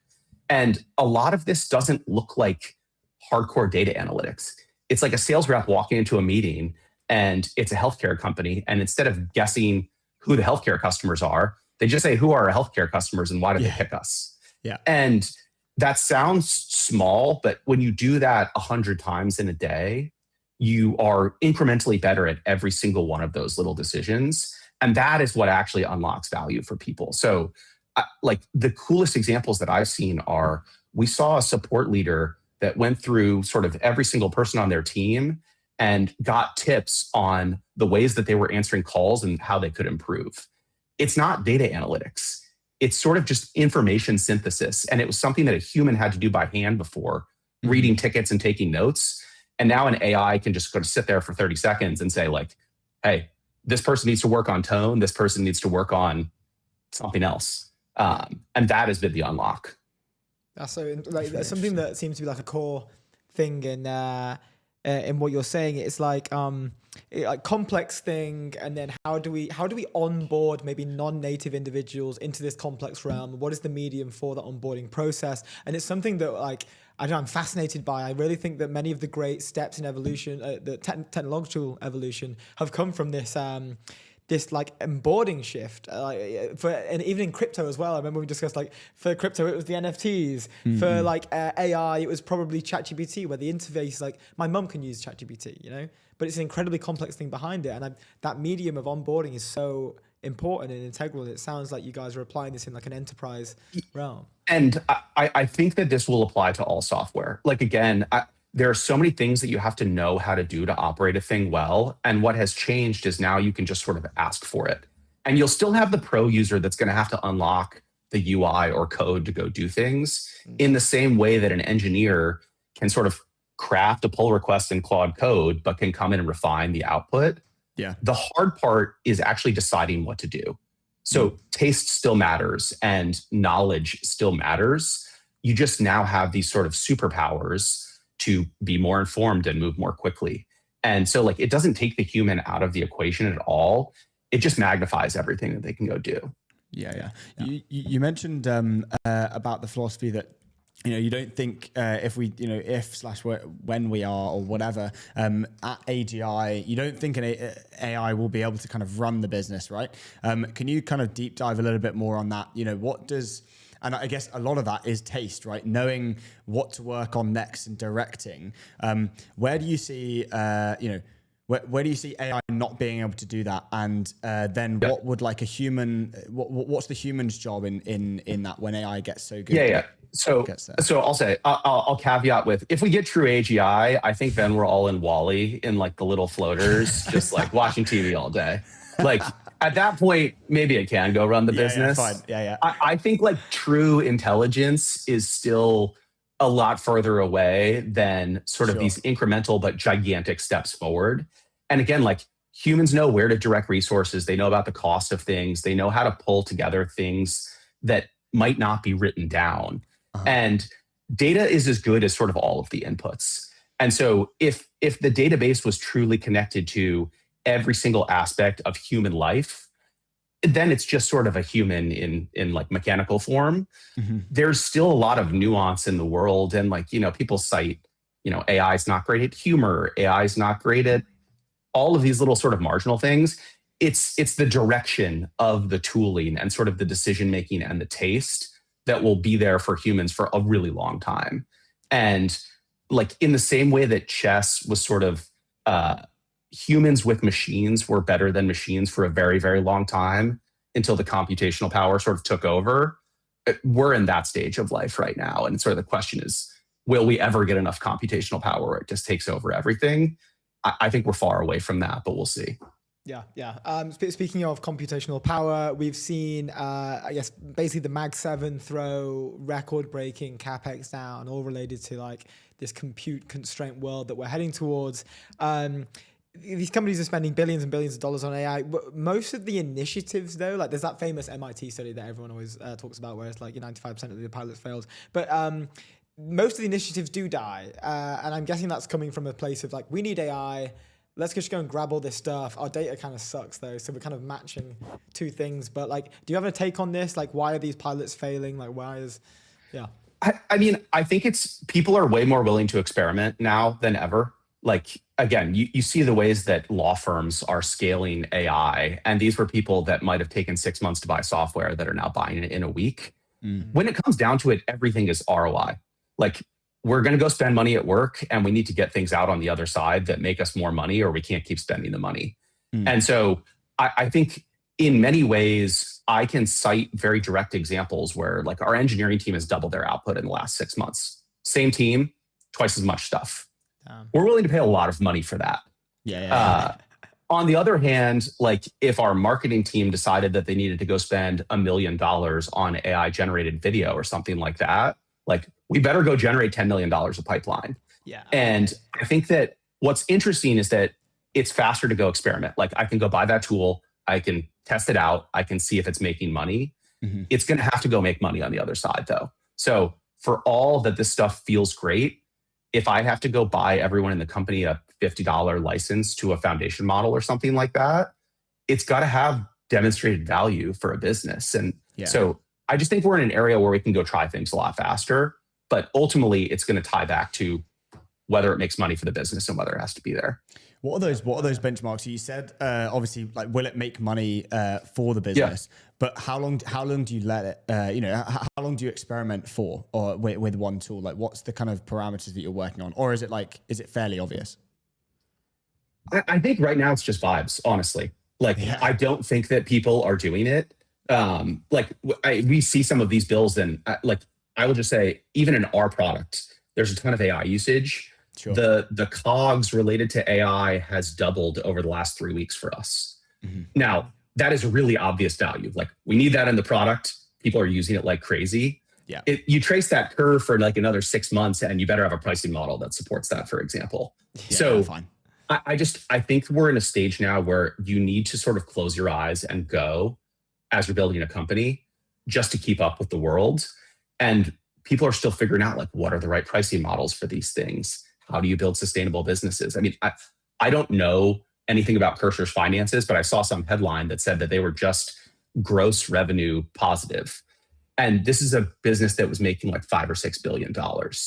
And so like the interesting sort of moment in time is, unless you want to be left behind, you have to just sort of suspend disbelief and go and operate and figure out that there's going to be economics behind it that build a sustainable business. And that's the part that I think the VCs haven't figured out yet. Like, I don't know who makes money in the whole stack of, from NVIDIA to the foundation models to the application layer. Yeah.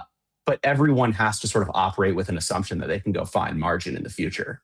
Yeah. It seems to be like, I've got my lottery ticket. Let's see what happens in 5 to 10 years. Hopefully I'm part of the big celebrations at the end of it, Yeah, because like, look, if you're going to try to fight this, there's someone else that's going to embrace it and sort of blow by you. Yeah. And you've got to go figure out cogs on the back end. Like, I think the interesting consideration for us as builders is like, is Sonic good enough forever? And we fall back to an open source model, and that is smart enough when you combine it with all the application pieces. Or do the foundations keep improving at a rate where we get, AGI, and you have to be on the edge and you have to pay an enormous amount of money for these tools? No one knows right now, but I'm sort of leaning more towards the former, where the prices come down and the open source models just become available for everyone and are smart enough, versus sort of that marginal bit of intelligence actually mattering. Yeah. Sure. No, so true. I'm cautious we're taking a lot of your time. We're 3 minutes over, and it's a big day. You've probably got a lot more calls. So we can leave it there. But Colin, thanks for joining us. Of course. Congrats again on the news, man. Awesome to see. Thanks again for having me, guys. Yeah, I really appreciate pleasure, it. dude. Thank you. Cheers, dude. Have a good one. Awesome stuff. That is the show. Framer, build better sites faster. Go to framer.com/ETN. We will see you next week on Tuesday.